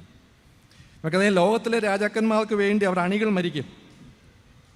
പക്ഷേ പ്രജകൾക്ക് വേണ്ടി സ്വന്തം ജീവനെ നൽകിയ ഒരുപക്ഷെ ഒരേ ഒരു രാജാവെന്ന് പറയാൻ സാധിക്കുന്നത് നമ്മുടെ രാജാവായ മശീഹയായിരിക്കുന്ന കർത്താവായ യേശു ക്രിസ്തുവാണ്.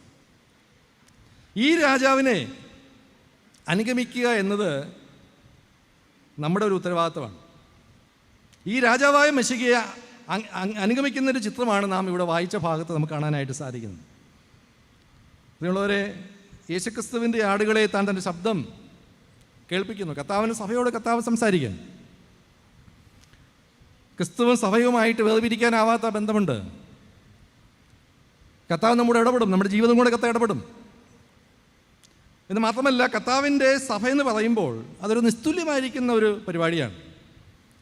അവിടെ യഹൂദനെന്നോ യവനെന്നോ ജാതിയെന്നോ വേർപാടില്ലാതെ വേർപാടിൻ്റെ നടിച്ചു ഇടിച്ചു കളയപ്പെട്ട ഒരു സ്ഥലമാണ്.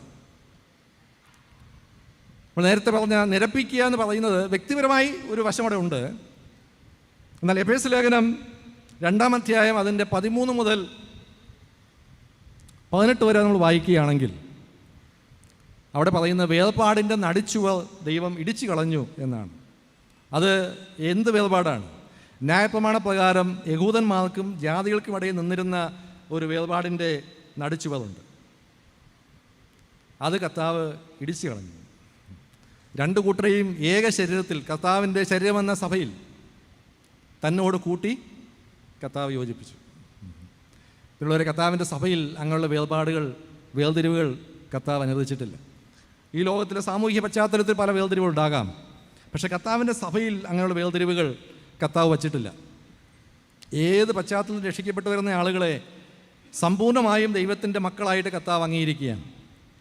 ആ വ്യക്തിയുടെ മറ്റ് ജാതിപരമായിരിക്കുന്ന പശ്ചാത്തലമോ വിദ്യാഭ്യാസപരമായിരിക്കുന്ന പശ്ചാത്തലമോ സാമ്പത്തികമായിരിക്കുന്ന പശ്ചാത്തലമോ ഗോത്രത്തിൻ്റെ പശ്ചാത്തലമോ ഒന്നും കർത്താവ് പരിഗണിക്കുന്നില്ല. ഇങ്ങനെ പല പശ്ചാത്തലപ്പെട്ട ആളുകൾ ഒരുമിച്ച് ഏക ജനം എന്ന നിലയിൽ തങ്ങളുടെ രാജാവായിരിക്കുന്ന ദൈവത്തെ സത്യത്തിലും ആത്മാവിലും ആരാധിക്കുന്ന ക്രമീകരണമാണ് വാസ്തവത്തിൽ സഭ എന്നത്. അങ്ങനെയെങ്കിൽ പ്രിയമുള്ളവരെ, സഭയിലെ നമ്മുടെ കൂട്ടായ്മയ്ക്ക് എന്തുമാത്രം പ്രാധാന്യം ഉണ്ട്. നാം ദൈവത്തോട് നടക്കുന്ന ആളുകളാണെങ്കിൽ നാം കർത്താവിൻ്റെ സഭയോട് ചേർന്ന് നടക്കും. നാം കർത്താവിൻ്റെ സഭയിൽ നാം കടന്നു ചെല്ലും. അവിടെ നാം ശുശ്രൂഷകൾ, ദൈവം നമ്മെ ഏൽപ്പിച്ച ശുശ്രൂഷകൾ, ദൈവം നമുക്ക് നൽകിയ കൃപാവരത്തിനനുസരിച്ച് നാം അത് ചെയ്യും. സഭയെ നയിക്കുന്ന നേതൃത്വത്തിന് കീഴ്പ്പെട്ട് ദൈവത്തിൻ്റെ ഹിതപ്രകാരം ദൈവത്തിൻ്റെ വചനത്തിലെ പ്രമാണങ്ങൾ അനുസരിച്ചുകൊണ്ട് നാം അവിടെ പ്രവർത്തിക്കും. പിള്ളേർ, ഇത് വളരെ പ്രധാനപ്പെട്ട ഒന്നാണ്. ഇവിടെയും ക്രിസ്തുവിൻ്റെ പ്രാധാന്യം, ക്രിസ്തുവിൻ്റെ പങ്ക് വളരെയധികം നിസ്തുല്യമാണ്. അത് ഞാൻ പ്രത്യേകം ഊന്നി പറയാൻ ആഗ്രഹിക്കുകയാണ്. പിള്ളേർ, സഭയോടുള്ള ബന്ധത്തിൽ സഭ എന്നത് അത് ക്രിസ്തുവിൻ്റെയാണ് എന്ന കാര്യം നാം ഒരിക്കലും മറക്കരുത്. സഭയുടെ ഉടമസ്ഥാവകാശം കർത്താവ് വേറെ ആർക്കും കൊടുത്തിട്ടില്ല കേട്ടോ. സഭ എത്രമാത്രം കർത്താവിന് പ്രാധാന്യമുള്ളതാണെന്ന് ചോദിച്ചാൽ എഫേസ്യ ലേഖനം 5-ാം അധ്യായത്തിൽ പറയുന്ന പോലെ സഭയ്ക്ക് വേണ്ടി സ്വന്തം ജീവൻ കൊടുക്കാൻ മാത്രം കർത്താവിന് തൻ്റെ സഭ പ്രാധാന്യമുള്ളതാണ്. ഇത് കൂടുതൽ എന്ത് പ്രാധാന്യമാണ് കർത്താവ് കൊടുക്കേണ്ടത്? അങ്ങനെയെങ്കിൽ പ്രിയമുള്ളവരെ, ഞാനും നിങ്ങളും ഈ കർത്താവിൻ്റെ സഭയെ പ്രകാരമാണ് കാണേണ്ടത്. സഭയ്ക്ക് ബലഹീനതകളുണ്ട്, തീർച്ചയായിട്ടും പല നിലയിലുള്ള കുറവുകളുണ്ടാകാം. ആ കുറവുകളെ നികത്തുവാനായിട്ടുള്ള വഴികളും നാം കണ്ടെത്തണം. സഭയ്ക്ക് എങ്ങനെയെങ്കിലും പ്രവർത്തിക്കാൻ സാധിക്കില്ല. തിരുവെഴുത്തിലെ പ്രമാണങ്ങൾ അനുസരിച്ച് നിന്നെങ്കിൽ മാത്രമേ അവിടെ ദൈവസാന്നിധ്യം അധികമായി ഉണ്ടാകുകയുള്ളൂ. അതുകൊണ്ട് നാം അതും ചിന്തിക്കേണ്ടത് ആവശ്യമാണ്. കർത്താവ് നമ്മെ സഹായിക്കട്ടെ. അപ്പോൾ രണ്ടാമത് ഞാൻ പറഞ്ഞത്, ദൈവത്തോടു കൂടെ നടക്കുക എന്നാൽ ക്രിസ്തുവിൻ്റെ സഭയുമായിട്ടുള്ള സജീവമായിരിക്കുന്ന ബന്ധത്തിൽ ജീവിക്കുക എന്നാണ് അർത്ഥം. കാരണം ക്രിസ്തു വസിക്കുന്ന സ്ഥലമാണ് തൻ്റെ സഭ. ക്രിസ്തു മാത്രമല്ല, ക്രിസ്തുവിൻ്റെ ആത്മാവ് അവിടെയുണ്ട്, പിതാവായ ദൈവം അവിടെയുണ്ട്, ദൈവത്തിൻ്റെ ദൂതന്മാരുടെ സാന്നിധ്യം അവിടെയുണ്ട്. ത്രിയേക ദൈവം വസിക്കുന്ന ഇടമാണ് സഭ എന്ന് പറയുന്നത്. ദൂതന്മാർ വളരെ ശ്രദ്ധയോടെ നോക്കുന്ന ഒരു സ്ഥലമാണ്. അവിടെ എന്താ നടക്കുന്നതെന്ന്, ദൈവനാമം അവിടെ മഹത്വപ്പെടുകയാണോ ചെയ്യുന്നത്, ദുഷിക്കപ്പെടുകയാണോ ചെയ്യുന്നതെന്ന് ദൂതന്മാരൊക്കെ ശ്രദ്ധിക്കുന്ന സ്ഥലമാണ്. അതുകൊണ്ട് ഒരു ദൈവനാമം ദുഷിക്കുന്ന ഇടങ്ങളായി നമ്മുടെ സഭകൾ മാറാതിരിക്കാനായിട്ട് നമുക്ക് ശ്രദ്ധിക്കാം. അതിലും നമ്മുടെ ഉത്തരവാദിത്വം നിർവഹിക്കാനായിട്ട് കർത്താവ് നമ്മെ സഹായിക്കട്ടെ. ഓക്കെ, മൂന്നാമതായിട്ട് അതുകൂടെ പറഞ്ഞതിൻ്റെ വാക്കുകൾ അവസാനിപ്പിക്കാം. അപ്പോൾ ക്രിസ്തു കേന്ദ്രീകൃതമായിരിക്കുന്ന ഈ നടപ്പിൽ നമുക്ക് ചില മാന്ദ്യങ്ങൾ സംഭവിച്ചിട്ടുണ്ടോ എന്നതൊരു ചോദ്യമാണ്. നാം ശരിക്കും ക്രിസ്തുവിനോട് നടക്കുന്ന ആളുകളാണോ? വ്യക്തിപരമായ ജീവിതത്തിലും സഭാജീവിതത്തിലും നടക്കുന്ന ആളുകളാണോ? എത്രമാത്രം അത് വിജയിച്ചിട്ടുണ്ട്? എത്രമാത്രം നാം പുരോഗതി പ്രാപിച്ചിട്ടുണ്ട്? നമ്മുടെ ജീവിതങ്ങളിൽ എത്രമാത്രം ക്രിസ്തുവിൻ്റെ സജീവ സാന്നിധ്യമുണ്ട്? ക്രിസ്തുവും നാമുമായിരിക്കുന്ന നമ്മുടെ ബന്ധം എങ്ങനെയുണ്ട്? അത് ആരോഗ്യകരമായ ബന്ധം തന്നെയാണോ, അതോ ഇടിഞ്ഞു കിടക്കുകയാണോ? ആ ബന്ധത്തിൽ ഇടിവുകൾ സംഭവിച്ചിട്ടുണ്ടോ എന്നത് ചോദിക്കേണ്ട ഒരു കാര്യമാണ്. ഒരുപക്ഷെ ക്രിസ്തുവിനെ പിൻപറ്റുമ്പോൾ നമ്മുടെ ഹൃദയത്തിൽ അനേക ചോദ്യങ്ങളും വന്നേക്കാം. അതിനുള്ള ഉത്തരം എങ്ങനെയാണ് നാം കണ്ടുപിടിക്കുന്നത്? പിള്ളേരെ, ഞാൻ ഒരു കാര്യം ആദ്യം പറയട്ടെ. ദൈവത്തോടു കൂടെ നടക്കുവാനായിട്ട് നമുക്ക് താല്പര്യം ഉള്ളതുപോലെ തന്നെ നമ്മോട് കൂടെ വസിക്കുവാൻ ദൈവത്തിനും വലിയ താല്പര്യമാണ്. നമ്മോട് കൂടെ നടക്കുവാനായിട്ട് ദൈവത്തിനും സന്തോഷമാണ്. അത് നാം മറക്കരുത്. നാം നിത്യതയിലേക്ക് വരുമ്പോൾ നിത്യതയുടെ ഒരു കാഴ്ചപ്പാടെന്ന് പറയുന്നത്, ഇതാ മനുഷ്യരുടെ കൂടെ ദൈവത്തിൻ്റെ കൂടാരം, മനുഷ്യരും ദൈവവും ഒരുമിച്ച് വസിക്കുന്ന അതിമനോഹരമായിരിക്കുന്ന ചിത്രമാണ് നമുക്ക് നിത്യതയെക്കുറിച്ച് തിരുവഴി നമുക്ക് നൽകുന്ന ചിത്രം. വെളിപ്പാട് പുസ്തകം 21 അധ്യായത്തിലേക്ക് വരുമ്പോൾ നമുക്കത് കാണാനായിട്ട് സാധിക്കും. വെളിപ്പാട് പുസ്തകം 21-ന്റെ 1 മുതൽ 5 വരെയുള്ള വാക്യങ്ങൾ നാം വായിക്കുകയാണെങ്കിൽ, ഞാനൊന്ന് വായിക്കാം. അവിടെ നമുക്ക് ഇതിൻ്റെ ഉത്തരം ലഭിക്കും. വെളിപ്പാട് 21-ന്റെ 1 മുതൽ 5 വരെയുള്ള വാക്യങ്ങൾ. ഞാൻ പുതിയ ആകാശവും പുതിയ ഭൂമിയും കണ്ടു. ഒന്നാമത്തെ ആകാശവും ഒന്നാമത്തെ ഭൂമിയും ഒഴിഞ്ഞുപോയി, സമുദ്രവും ഇനിയില്ല. പുതിയ യെരുശലേം എന്ന വിശുദ്ധ നഗരം ഭർത്താവിനായി അലങ്കരിച്ചിട്ടുള്ള മണവാട്ടിയെപ്പോലെ ഒരുങ്ങി സ്വർഗത്തിൽ നിന്ന് ദൈവ സന്നിധിയിൽ നിന്ന് തന്നെ ഇറങ്ങുന്നത് ഞാൻ കണ്ടു. സിംഹാസനത്തിൽ നിന്ന് ഒരു മഹാശബ്ദം പറയുന്നതായി ഞാൻ കേട്ടത്, ഇതാ മനുഷ്യരോട് കൂടെ ദൈവത്തിൻ്റെ കൂടാരം, അവൻ അവരോട് കൂടെ വസിക്കും, അവർ അവൻ്റെ ജനമായിരിക്കും. ദൈവം താൻ അവരുടെ ദൈവമായി അവരോട് കൂടെ ഇരിക്കും. അവൻ അവരുടെ കണ്ണിൽ നിന്ന് കണ്ണുനീരെല്ലാം തുടച്ച് കളയും. ഇനി മരണം ഉണ്ടാകുകയില്ല, ദുഃഖവും മുറവിളിയും കഷ്ടതയും ഇനി ഉണ്ടാകുകയില്ല. ഒന്നാമത്തേത് കഴിഞ്ഞുപോയി. സിംഹാസനത്തിൽ ഇരിക്കുന്നവൻ, ഇതാ ഞാൻ സകലവും പുതുതാക്കുന്നു എന്ന് അരുളിച്ചെയ്തു. എഴുതുക, ഈ വചനം വിശ്വാസയോഗ്യവും സത്യവും ആകുന്നു. പ്രിയമുള്ളവരെ, ദൈവം മനുഷ്യരുടെ കൂടെ വസിക്കുന്ന നിത്യത, നാമും നമ്മുടെ കർത്താവുമായി നിത്യകാലം വസിക്കുന്ന ഒരു ജീവിതം. പലപ്പോഴും വിശ്വാസികൾ, പക്ഷേ ഇന്നത്തെ ചെറുപ്പക്കാർ നേരിടുന്ന ഒരു വലിയ ചോദ്യമാണ്, ദൈവമുണ്ട് എങ്കിൽ പിന്നെ എന്തുകൊണ്ടാണ് ഈ ലോകത്ത് ഇങ്ങനെയൊക്കെ സംഭവിക്കുന്നത്? ദൈവമുണ്ട് എങ്കിൽ പിന്നെ എന്താണ് ഈ ലോകത്ത് ഈ ദുഃഖവും കഷ്ടവും നിലവിളിയും അക്രമവും അനീതിയും തിന്മയും ഒക്കെ നടക്കുന്നത്? അപ്പോൾ അവർ ഈ അക്രമത്തിൻ്റെ അനീതിയുടെ ഉത്തരവാദിത്വം മുഴുവൻ ദൈവത്തിൻ്റെ തലയിൽ ഏൽപ്പിച്ച് രക്ഷപ്പെടാൻ ശ്രമിക്കുകയാണ്. അത് സാധിക്കില്ല കേട്ടോ. അത് സാധിക്കില്ല. പാപത്തിൻ്റെ ഉപജ്ഞാതാവ് ദൈവമല്ലല്ലോ. തിന്മ ദൈവം സൃഷ്ടിച്ചതല്ല. ദൈവം അനുവദിച്ചൊന്നും ശരിയായിരിക്കാം, പക്ഷേ ദൈവം സൃഷ്ടിച്ച സകലവും നന്മയാണ്. ദൈവം സകലവും നന്മയായി സൃഷ്ടിച്ചു, അത് തിന്മയാക്കി തീർത്തതാരാ? മനുഷ്യർ തന്നെയാണ്. വീണുപോയ ദൂതന്മാരുണ്ട്, സാത്താനും അവൻ്റെ സൈന്യമുണ്ട്, അതൊക്കെ ശരിയാണ്. പക്ഷെ നമുക്ക് സാത്താനെ കുറ്റം രക്ഷപ്പെടാൻ പറ്റില്ല. നമുക്കും ഉത്തരവാദിത്വമുണ്ട്. അപ്പോസ്തലൻ പൗലോസ് പറയുന്ന പോലെ, നന്മ ചെയ്യുവാൻ ആഗ്രഹിക്കുന്ന ഞാൻ തിന്മ എന്നിലുണ്ട് എന്നൊരു പ്രമാണം കാണുന്നു. നമ്മുടെ ജീവിതത്തിൽ തിന്മയില്ലേ? എന്നാൽ അതേ തിന്മ നമുക്ക് ദൈവത്തിൽ ആരോപിക്കാൻ പറ്റുമോ? ദൈവത്തിൽ തിന്മയുണ്ടോ? പിന്നെ നമ്മളെന്തിനാ ദൈവത്തെ കുറ്റം പറയുന്നത്? അപ്പം തിന്മയുടെ ഉത്തരവാദികൾ ആരാ? ദൈവമല്ല. ഓക്കെ, അപ്പോൾ ഒരു ചോദ്യമുണ്ട്, ദൈവം സർവാധികാരിയാണല്ലോ, ദൈവം എന്തുകൊണ്ട് ഇത് നീക്കുന്നില്ല, എന്തുകൊണ്ട് ഇത് കൈകാര്യം ചെയ്യുന്നില്ല? അതിൻ്റെ ഉത്തരവാണ് നമ്മൾ വായിച്ചത്. ദൈവം നീക്കുമെന്നാണ് പറഞ്ഞിരിക്കുന്നത്. നിത്യതയിൽ നമുക്കതിൻ്റെ ഉത്തരവുണ്ട്. നമ്മുടെ ചോദ്യങ്ങൾക്ക് തീർച്ചയായിട്ടും ദൈവത്തിൻ്റെ സന്നിധിയിൽ ഉത്തരവുണ്ട്. നമ്മുടെ പ്രശ്നം നമ്മുടെ എല്ലാ ചോദ്യങ്ങൾക്കും ഉത്തരം ലഭിക്കുന്നില്ല എന്നതല്ല. നമ്മുടെ സകല ചോദ്യങ്ങൾക്കും ഉത്തരമുള്ള ദൈവത്തിൽ വിശ്വാസമില്ല എന്നതാണ് നമ്മുടെ പ്രശ്നം. അതാണ് നമ്മുടെ പ്രശ്നം. നമ്മുടെ സകല ചോദ്യങ്ങൾക്കും ദൈവത്തിന് ഉത്തരവുണ്ട്. ആ ദൈവത്തെ വിശ്വസിക്കാൻ നമ്മൾ തയ്യാറല്ല എന്നതാണ് നമ്മുടെ പ്രശ്നം. ഇന്നത്തെ യുവതലമുറയുടെ പ്രശ്നം അത് തന്നെയാണ്. ദൈവം പറയുന്നത് വിശ്വസിക്കത്തില്ല. ലോകത്തിലെ മറ്റാളുകൾക്ക് ജ്ഞാനികളെന്ന് പറയുന്ന ഒരു കൂട്ടം മൂഢന്മാരായിരിക്കുന്ന മനുഷ്യർ പറയുന്നതൊക്കെ കണ്ണുമടച്ചങ്ങ് വിശ്വസിക്കും. ദൈവവും ദൈവത്തിൻ്റെ വചനവും പറയുന്ന മാത്രം ചോദ്യം ചെയ്യും. ജ്ഞാനികളെന്ന് പറയുന്ന ആളുകൾ പറയുന്ന കാര്യങ്ങൾക്ക് ചോദ്യമില്ല. ദൈവം പറയുന്ന കാര്യങ്ങൾക്ക് മാത്രമേ ചോദ്യം. അവിടെയാണ് പ്രശ്നം. നിങ്ങളൊരു ചോദ്യം ചെയ്യാതെ നമുക്ക് സ്വീകരിക്കാൻ പറ്റുന്ന എന്തെങ്കിലും ഉണ്ടെങ്കിൽ അത് ദൈവം പറഞ്ഞ കാര്യങ്ങൾ മാത്രമേ ഉള്ളൂ. അവന് ദൈവത്തോട് ചോദ്യം ചോദിക്കാൻ പാടില്ലെന്നാണോ? ന്യായമായ ചോദ്യങ്ങൾ ചോദിക്കാം. ഞാനും ദൈവത്തോട് ധാരാളം ചോദ്യം ചോദിക്കുന്ന ആളാണ്. എൻ്റെ ന്യായമായിരിക്കുന്ന അനവധി ചോദ്യങ്ങൾ കർത്താവ് ഉത്തരം നൽകിയിട്ടുകൊണ്ട് നൽകിക്കൊണ്ടിരിക്കുന്ന ആളുമാണ്. ഞാൻ ദൈവത്തോട് ചോദ്യം ചോദിക്കുന്ന വ്യക്തിയാണ്. ഞാനൊരു അധ്യാപക നിലയിൽ ഞാൻ പഠിപ്പിക്കുന്ന വിദ്യാർത്ഥികളോടും ചോദ്യം ചോദിക്കാനായിട്ട് പ്രോത്സാഹിപ്പിക്കുന്ന ആളാണ്. എനിക്ക് ചോദ്യം ചോദിക്കുന്നത് ഇഷ്ടമാണ്. ചോദ്യം ചോദിക്കുന്ന ആളുകളെ ഇഷ്ടമാണ്. കാരണം അത് ചിന്തിക്കുന്നതിന് തെളിവാണത്.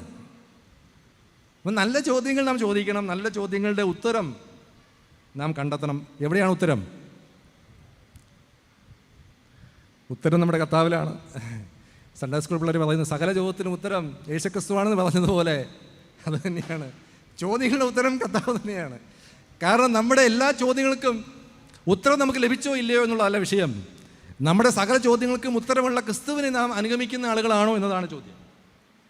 ക്രിസ്തു പറയുന്ന കാര്യങ്ങൾ നാം മുഖവിലേക്ക് എടുക്കുന്ന ആളുകളാണോ എന്നതാണ് ചോദ്യം. അവിടെയാണ് നമ്മുടെ പ്രശ്നം കിടക്കുന്നത്. ഓക്കെ, തിന്മയുടെ വിഷയത്തിലേക്ക് വരാം. ദൈവം തിന്മ എന്തുകൊണ്ട് ദൈവം കൈകാര്യം ചെയ്യുന്നില്ല? നാം ചിന്തിക്കുന്നതിന് മേളിലാണ് ദൈവം കേട്ടോ. യാക്കോബ് അപ്പോസ്തലൻ പറഞ്ഞു, നമുക്ക് പാപത്താൽ ദൈവത്തെ പരീക്ഷിക്കാൻ സാധിക്കുകയില്ല. പാപത്താൽ പോലും സ്വാധീനിക്കപ്പെടാത്തവനാണ് ദൈവം. നാം ചിന്തിക്കുന്നതിന് മുകളിൽ തന്നിൽ തന്നെ സമ്പൂർണ്ണനായിരിക്കുന്ന ദൈവമാണ്. നാം കുറച്ച് പാപങ്ങൾ ചെയ്ത് ദൈവത്തെ പരീക്ഷിക്കാം, ദൈവത്തെ വെല്ലുവിളിക്കാമെന്ന് വിചാരിച്ചു കഴിഞ്ഞാൽ അതൊന്നും നടക്കില്ല. എപ്പോൾ എന്ത് ചെയ്യണം എന്നുള്ള കാര്യം ദൈവം തീരുമാനിക്കും. അത് ഞാനും നിങ്ങളല്ല തീരുമാനിക്കുന്നത്. അപ്പം ഞാനും നിങ്ങളും തിന്മ ചെയ്ത് ഉടനെ ദൈവം ഇറങ്ങി വരണമെങ്കിൽ നിയന്ത്രിക്കുന്ന ആരാ? നമ്മളാണ് നിയന്ത്രിക്കുന്നത്. നാം ദൈവത്തെ കൺട്രോൾ ചെയ്യാണ്. അങ്ങനെ ദൈവത്തെ കൺട്രോൾ ചെയ്യാൻ പറ്റില്ല. അങ്ങനെ ദൈവത്തെ നമുക്ക് നിയന്ത്രിക്കാൻ പറ്റില്ല. ദൈവം പാപം ചെയ്യുമ്പോൾ ദൈവം കാണുന്നുണ്ട്, കാണാതിരിക്കുന്നില്ല. പക്ഷേ ഞാൻ പറയാം, നാം ചെയ്യുന്ന സകല തിന്മകൾക്കും നാം ദൈവത്തിന് മുമ്പിൽ കണക്ക് കൊടുക്കേണ്ടതായിട്ട് വരും. കഥ പറയും, ഓക്കെ നീ ചെയ്യുകയാണെങ്കിൽ ഓക്കെ നമുക്ക് കാണാം. സി എവിടെ വരെ പോവും? അവസാനം നീ എൻ്റെ മുമ്പിൽ തന്നെ വരും. അപ്പോൾ നമുക്ക് കാണാം. പ്രിയമുള്ളവരെ, അതാണ് എൻ്റെ ഉത്തരം. പിന്നെ എന്തുകൊണ്ട് തിന്മ വസിക്കുന്നു ചോദിച്ചു കഴിഞ്ഞാൽ, പ്രിയമുള്ളവരെ, നമ്മുടെ കാലൊരു മുള്ള് തറച്ചാൽ നാം മുള്ളെടുക്കുന്നത് മറ്റൊരു മുള്ള് കൊണ്ടാണ്. അപ്പം നമ്മുടെ ഉള്ളിൽ തിന്മയെ എടുക്കുവാനായിട്ട് ദൈവം ഒരുപക്ഷെ തിന്മയെ അനുവദിക്കുന്നു എന്നും വേണമെങ്കിൽ പറയാം. ഒരു സാധ്യതയുണ്ട്. തിന്മയല്ല വാഴുന്നത് എന്നത് മറ്റൊരു നാം മനസ്സിലാക്കേണ്ട ഒരു കാര്യമാണ്. ദൈവമാണ് വാഴുന്നത്. ഒരു തിന്മ ഒരു പരിധിക്കപ്പുറത്തേക്ക് പോകാതെ നിയന്ത്രിക്കുന്നത് നമ്മുടെ ദൈവമാണ്. അതിന്മേലും ദൈവത്തിന് നിയന്ത്രണമുണ്ട്. പിന്നെ ഒരു ദൈവത്തിന് നിയന്ത്രണം ഇല്ലായിരുന്നു ചിന്തിച്ച് നോക്കിക്കേ, ഈ ലോകം എവിടെ പോയി നിൽക്കുമായിരുന്നു? അപ്പോൾ ദൈവം നിയന്ത്രിക്കുന്നുണ്ട്. പിന്നെ നമ്മളിപ്പോൾ വായിച്ച ഭാഗത്ത് കണ്ടതുപോലെ നമ്മുടെ പല ചോദ്യങ്ങൾ എന്താണ്? സങ്കടങ്ങൾ, ദുഃഖം, നിലവിളി, മുറവിളി എന്തുകൊണ്ടാണ് അല്ലേ? ഞാൻ ഇല്ലെന്നേ വന്നിരിക്കുന്നത്. അതെല്ലാം കർത്താവ് നീക്കാൻ പോവുകയാണ്. ദുഃഖവും മുറവിളിയും കഷ്ടതയും ഇനി ഉണ്ടാകുകയില്ല. കണ്ണിൽ കണ്ണുനീരുണ്ടാകുകയില്ല. അതായത് മനുഷ്യരോട് വേദപ്പെടുമ്പോൾ നമുക്ക് ദുഃഖമുണ്ട്. അതുപോലെ മനുഷ്യരും ദൈവവും തമ്മിൽ വേദപ്പെടുമ്പോൾ നാം ദുഃഖിക്കണം. ഇതൊന്നും ഉണ്ടാകാൻ പോകുന്നില്ല. ദൈവവും മനുഷ്യരുമായി നിത്യമായി വാഴുന്ന ഒരു ജീവിതം സാധ്യമായി തീർന്നിരിക്കുകയാണ്. അത് നടപ്പിലാകാനായിട്ട് പോകുന്നു എന്ന കാര്യം തിരുവഴുത്ത് നമ്മെ ഓർപ്പിക്കുന്നു. അപ്പോസ്തലൻ പത്രോസിൻ്റെ വാക്കുകൾ പറഞ്ഞാൽ, ഞാനും നിങ്ങളും നീതി വസിക്കുന്ന പുതിയ ആകാശത്തിനും പുതിയ ഭൂമിക്കുമായി നാം കാത്തിരിക്കുന്നു. നമ്മൾ പ്രത്യാശ സ്വർഗീയ പ്രത്യാശയാണ് കേട്ടോ, ഭൗമിക പ്രത്യാശയല്ല. ഭൗമിക പ്രത്യാശ മാറിപ്പോകുന്നതാണ്. സ്വർഗീയ പ്രത്യാശ നിത്യമായി നിലനിൽക്കുന്നതാണ്. ആ സ്വർഗീയ യെരുശലേമിൽ, പുതിയ യെരുശലേമിൽ ദൈവത്തോടു കൂടെ മാറിപ്പോകാത്ത, ഇളകിപ്പോകാത്ത ഒരു രാജ്യത്തിൽ നാം ക്രിസ്തുവിനോട് കൂടെ നിത്യമായി ജീവിക്കാനായിട്ട് പോവുകയാണ്. ജീവിക്കുക മാത്രമല്ല, വാഴുവാനായിട്ട് പോവുകയാണ്. ക്രിസ്തുവിനോട് കൂടെ നാം വാഴുവാനായിട്ട് പോകുന്നു. അപ്പോസ്തലൻ പൗലോസ് അതിനെക്കുറിച്ച് പറഞ്ഞിട്ടുണ്ട്, ദൈവം തന്നെ സ്നേഹിക്കുന്ന തൻ്റെ മക്കൾക്ക് ഒരുക്കിയിരിക്കുന്നത് ഒരു കണ്ണ് കണ്ടിട്ടില്ല, ചെവി കേട്ടിട്ടില്ല, ഒരു മനുഷ്യൻ്റെ ഹൃദയത്തിൽ തോന്നിയിട്ടുമില്ല. ദൈവം നിത്യതയെക്കുറിച്ച് പൂർണ്ണമായിട്ടും വെളിപ്പെടുത്തി എന്ന് നമുക്ക് മനസ്സിലാക്കാൻ സാധിക്കില്ല. കുറച്ചൊക്കെ ദൈവം ചെറിയൊരു സാമ്പിളൊക്കെ കർത്താവ് കാണിച്ചിട്ടുണ്ട്. നാം പലതും കാണാൻ പോകുന്നതേ ഉള്ളൂ. നമുക്കോ തൻ്റെ ആത്മാവിനാൽ വെളിപ്പെടുത്തി കുറച്ച് കാര്യങ്ങൾ കർത്താവ് വെളിപ്പെടുത്തിയിരിക്കുന്നു. എന്നാൽ അത് പരിപൂർണ്ണ അവസ്ഥയിൽ കർത്താവ് നമുക്ക് വെളിപ്പെടുത്തിയിട്ടില്ല. അപ്പോൾ ഇവിടെ ഒരു കാര്യം ഞാൻ പറഞ്ഞിട്ട് എൻ്റെ വാക്കുകൾ അവസാനിപ്പിക്കാം. ദൈവം താൻ മനുഷ്യരോട് കൂടെ വസിക്കുമെന്നാണ്. അത് ദൈവം തന്നെ കൂടാരമായി വസിക്കും. അത് പഴയ നിയമത്തിൽ തൻ്റെ സമാഗമന കൂടാരത്തിൽ ദൈവം തൻ്റെ ഷെക്കേന ഗ്ലോറി, താൻ തൻ്റെ മഹത്വം നൽകിയ, അതിനോട് ബന്ധപ്പെട്ട് നമുക്ക് മനസ്സിലാക്കാൻ സാധിക്കുന്ന ഒരു പ്രസ്താവനയാണ്. അതായത് സാക്ഷാൽ ദൈവം തന്നെ ദൈവജനത്തിൻ്റെ മന്ദിരമായി അവരുടെ കൂടെ വസിക്കുന്ന ഒരു ജീവിതം. അതാണ് കർത്താവ് നമുക്ക് നൽകാനായിട്ട് പോകുന്നത്. അപ്പോൾ നമുക്ക് നിത്യതയെക്കുറിച്ചുള്ള ഒരു ശരിയായിരിക്കുന്ന മനോഭാവം, കാഴ്ചപ്പാടുണ്ടെങ്കിൽ നമ്മുടെ ഇങ്ങനെയുള്ള പല ചോദ്യങ്ങൾക്ക് അവിടെ ഉത്തരം തീർച്ചയായിട്ടും ഉണ്ട്. അതിനെക്കുറിച്ചൊരു ദൈവദാസ് ഇങ്ങനെ പറഞ്ഞു, സ്വർഗത്തിലൊരു മെഷീനുണ്ട്. ഇതൊരു കഥയാണ് കേട്ടോ, ബൈബിളിലതില്ല, ഞാൻ പറയുകയാണ്. സ്വർഗത്തിലൊരു മെഷീനുണ്ട്. ആ മെഷീൻ്റെ ജോലി എന്ന് പറഞ്ഞു കഴിഞ്ഞാൽ വളഞ്ഞിരിക്കുന്നതിനെ നിവർത്തുക എന്നതാണ്. എന്താണെന്ന് ചോദിച്ചു കഴിഞ്ഞാൽ, വളഞ്ഞിരിക്കുന്ന ചോദ്യചിഹ്നം, നമ്മളിങ്ങനെ ചോദ്യചിഹ്നം വളഞ്ഞാടുന്നത് അല്ലേ, ഇങ്ങനെ വളച്ചിട്ട് ഒരു കുത്ത്, ഇതിനെ അടിച്ച് നികത്തുന്ന ഒരു പരിപാടിയാണ് ആ മെഷീൻ ചെയ്യുന്നത്. ഈ ചോദ്യചിഹ്നത്തെ വളച്ച് ഇരിക്കുന്നത് നികത്തി എങ്ങനെ ഇരിക്കും? ആശ്ചര്യചിഹ്നം അല്ലേ, എക്സ്ക്ലമേഷൻ, ആശ്ചര്യം. അത് തന്നെയാണ് നടക്കാൻ പോകുന്നത്. നമ്മുടെ പല ചോദ്യങ്ങൾക്കും കർത്താവ് ഉത്തരം നൽകുമ്പോൾ നാം വണ്ടർ അടിച്ചു പോകും കേട്ടോ, നാം അതിശയിച്ചു പോകും. അങ്ങനെ ഒരുപാട് വണ്ടർ കർത്താവ് നമുക്ക് വെച്ചിട്ടുണ്ട്. കാണാൻ പോകുന്ന പൂരം പറഞ്ഞറിയിക്കണോ? അതുകൊണ്ട് നമുക്ക് അതിനായിട്ട് കാത്തിരിക്കാം, ക്ഷമയോടെ നമുക്ക് കാത്തിരിക്കാം. കർത്താവ് തന്നെ നിങ്ങളെ സഹായിക്കട്ടെ. അവിടെയും പ്രിയമുള്ളവരെ, നമ്മുടെ കർത്താവ് യേശു ക്രിസ്തുവാണ് അതിൻ്റെ അടിസ്ഥാനം എന്ന കാര്യം ഞാൻ ഓർപ്പിക്കട്ടെ. കാരണം അപ്പോസ്തലനായ പൗലോസ് അതിനെക്കുറിച്ച് പറയുന്നത് എങ്ങനെയാണ്? നമ്മുടെ പൗരത്വമോ സ്വർഗ്ഗത്തിൽ ആകുന്നു. അവിടെ നിന്ന് കർത്താവ് യേശു ക്രിസ്തു നമ്മുടെ വീണ്ടെടുപ്പുകാരനായി വരുമെന്ന് നാം കാത്തിരിക്കുന്നു. അപ്പോൾ നമ്മുടെ പ്രത്യാശയുടെ അടിസ്ഥാനം ആരാണ്? കർത്താവാണ്. കർത്താവിൻ്റെ വീണ്ടും വരവാണ്. അതുകൊണ്ട് പ്രിയമുള്ളവരെ, കാഴ്ചയാലല്ല വിശ്വാസത്താൽ നടക്കുവാനായിട്ട് നമുക്ക് ശീലിക്കാം. അപ്പോൾ നമ്മുടെ പല ചോദ്യങ്ങൾക്കും അവിടെ ഉത്തരമാകും. വിശ്വാസം കൂടാതെ നമുക്ക് ദൈവത്തെ പ്രസാദിപ്പിക്കാണ്ട് സാധിക്കുകയില്ല. അപ്പോൾ കർത്താവ് യേശു ക്രിസ്തുവിലും തൻ്റെ വചനത്തിലും വിശ്വസിച്ചുകൊണ്ട്, അതിൽ ആശ്രയിച്ചുകൊണ്ട്, അത് മുഖവിലേക്ക് എടുത്തുകൊണ്ട് നിത്യതയുടെ ഒരു കാഴ്ചപ്പാടോടെ ജീവിക്കുവാനായിട്ട് നമുക്ക് തീരുമാനിക്കാം. നമുക്കതിനായിട്ട് കർത്താവിൽ ആശ്രയിക്കാം. കർത്താവ് നൽകിയ പ്രത്യാശ നമുക്കതിൽ നിലനിൽക്കാം. ഭാഗ്യകരമായിരിക്കുന്ന പ്രത്യാശയാണ്. It's a blessed hope. വളരെ ഭാഗ്യകരമായിരിക്കുന്ന പ്രത്യാശയാണ്. ആ നിലയിൽ ഭാഗ്യമുള്ള ജനമാണ്. അത് മറന്നു പോകാതെ, ചില നിസ്സാര ചോദ്യങ്ങൾ ചോദിച്ച് ദൈവത്തെ ബുദ്ധിമുട്ടിക്കാം എന്ന് തിരിച്ചിരിക്കാതെ, നമ്മുടെ എല്ലാ ചോദ്യങ്ങൾക്കും ദൈവത്തിന് ഉത്തരമുണ്ട് എന്ന് തിരിച്ചറിഞ്ഞുകൊണ്ട്, നമ്മുടെ എല്ലാ ചോദ്യങ്ങൾക്കും ഉത്തരം അറിയാവുന്ന ഈ കർത്താവിൽ ആശ്രയിച്ചുകൊണ്ട്, ഈ കർത്താവുമായിട്ടുള്ള വ്യക്തിബന്ധത്തിൽ നിലനിന്നുകൊണ്ട് ജീവിക്കുവാനായിട്ട് കർത്താവ് എന്നെ നിങ്ങളെയും സഹായിക്കുമാറാകട്ടെ. പ്രിയമുള്ളവരെ, നമ്മുടെ ഈ ലോകത്തിലെ കഷ്ടങ്ങളും ഭാരങ്ങളും തിന്മയും അനീതിയൊക്കെ നീങ്ങിപ്പോകും. Sin is not eternal. പാപം നിത്യമല്ല, തിന്മ നിത്യമല്ല. അതൊക്കെ കർത്താവ് ഫുൾ സ്റ്റോപ്പ് ഇടുന്ന സമയം വരാൻ പോകുന്നു. അതിനെ ഓർത്ത് നാം ഭാരപ്പെടേണ്ട ആവശ്യമില്ല. സകല നന്മയുടെ ഉറവിടമായിരിക്കുന്ന കർത്താവിലേക്ക് നമ്മുടെ ദൃഷ്ടികളെ പതിപ്പിച്ചാൽ നമുക്ക് ധാരാളം മതി. അതുകൊണ്ട് ഈ കർത്താവിനെ തന്നെ നോക്കാം. അങ്ങനെ നോക്കിക്കൊണ്ട് നമുക്ക് ഓടാം, നമുക്ക് ജീവിക്കാം. അതുകൊണ്ട് പ്രിയമുള്ളവരെ, നാം ചിന്തിച്ചതുപോലെ ക്രിസ്തു കേന്ദ്രീകൃതമായിരിക്കുന്ന ഒരു ക്രിസ്തീയ ജീവിതം നമുക്ക് നയിക്കാം. ആദ്യം പറഞ്ഞു, ദൈവത്തോടുകൂടെ നടക്കുക എന്നത് കർത്താവിൻ്റെ ശിഷ്യത്വ പാതയിൽ നടക്കുക എന്നാണ് അതിൻ്റെ അർത്ഥം. അവിടെ കർത്താവിൻ്റെ സാന്നിധ്യം നൽകാമെന്ന് കർത്താവ് നമുക്ക് വാഗ്ദത്തം നൽകിയിട്ടുണ്ട്. രണ്ടാമത് പറഞ്ഞു, ദൈവത്തോടുകൂടെ നടക്കുക എന്നാൽ ക്രിസ്തുവിൻ്റെ സഭയുമായി സജീവമായ ബന്ധത്തിൽ ജീവിക്കുക എന്നതാണ് അതിൻ്റെ അർത്ഥം. മൂന്നാമത് ഞാൻ പറഞ്ഞതാണ്, ദൈവത്തോടുകൂടെ നടക്കുക എന്നാൽ സ്വർഗീയ പ്രത്യാശയിൽ നിലനിന്നുകൊണ്ട് ജീവിക്കുക എന്നാണ് അതിൻ്റെ അർത്ഥം. അതുകൊണ്ട് പ്രിയമുള്ളവരെ, എന്നെ നിങ്ങളെയും കർത്താവ് ഇതിൽ സഹായിക്കട്ടെ. അപ്പോൾ ദൈവത്തോടുകൂടെ നടക്കുവാൻ ഒരുങ്ങിയാണ് നാം വന്നിരിക്കുന്നത്. അപ്പോൾ ഞാൻ സംഘാടകരെ അഭിനന്ദിക്കുകയാണ്. കാരണം ഇത് വളരെ പ്രാധാന്യമുള്ളൊരു വിഷയമാണ്. എൻ്റെ ജീവിതത്തിൽ രക്ഷിക്കപ്പെട്ട ആദ്യ നാൾ മുതൽ വളരെയധികം എന്നെ ചിന്തിപ്പിച്ചൊരു വിഷയമാണിത്. അതുകൊണ്ട് തന്നെ ഞാനും വ്യക്തിപരമായി വളരെ സന്തോഷിക്കുന്ന ഒരു വിഷയമാണ് ദൈവത്തോടുകൂടെ നടക്കുക എന്നത്.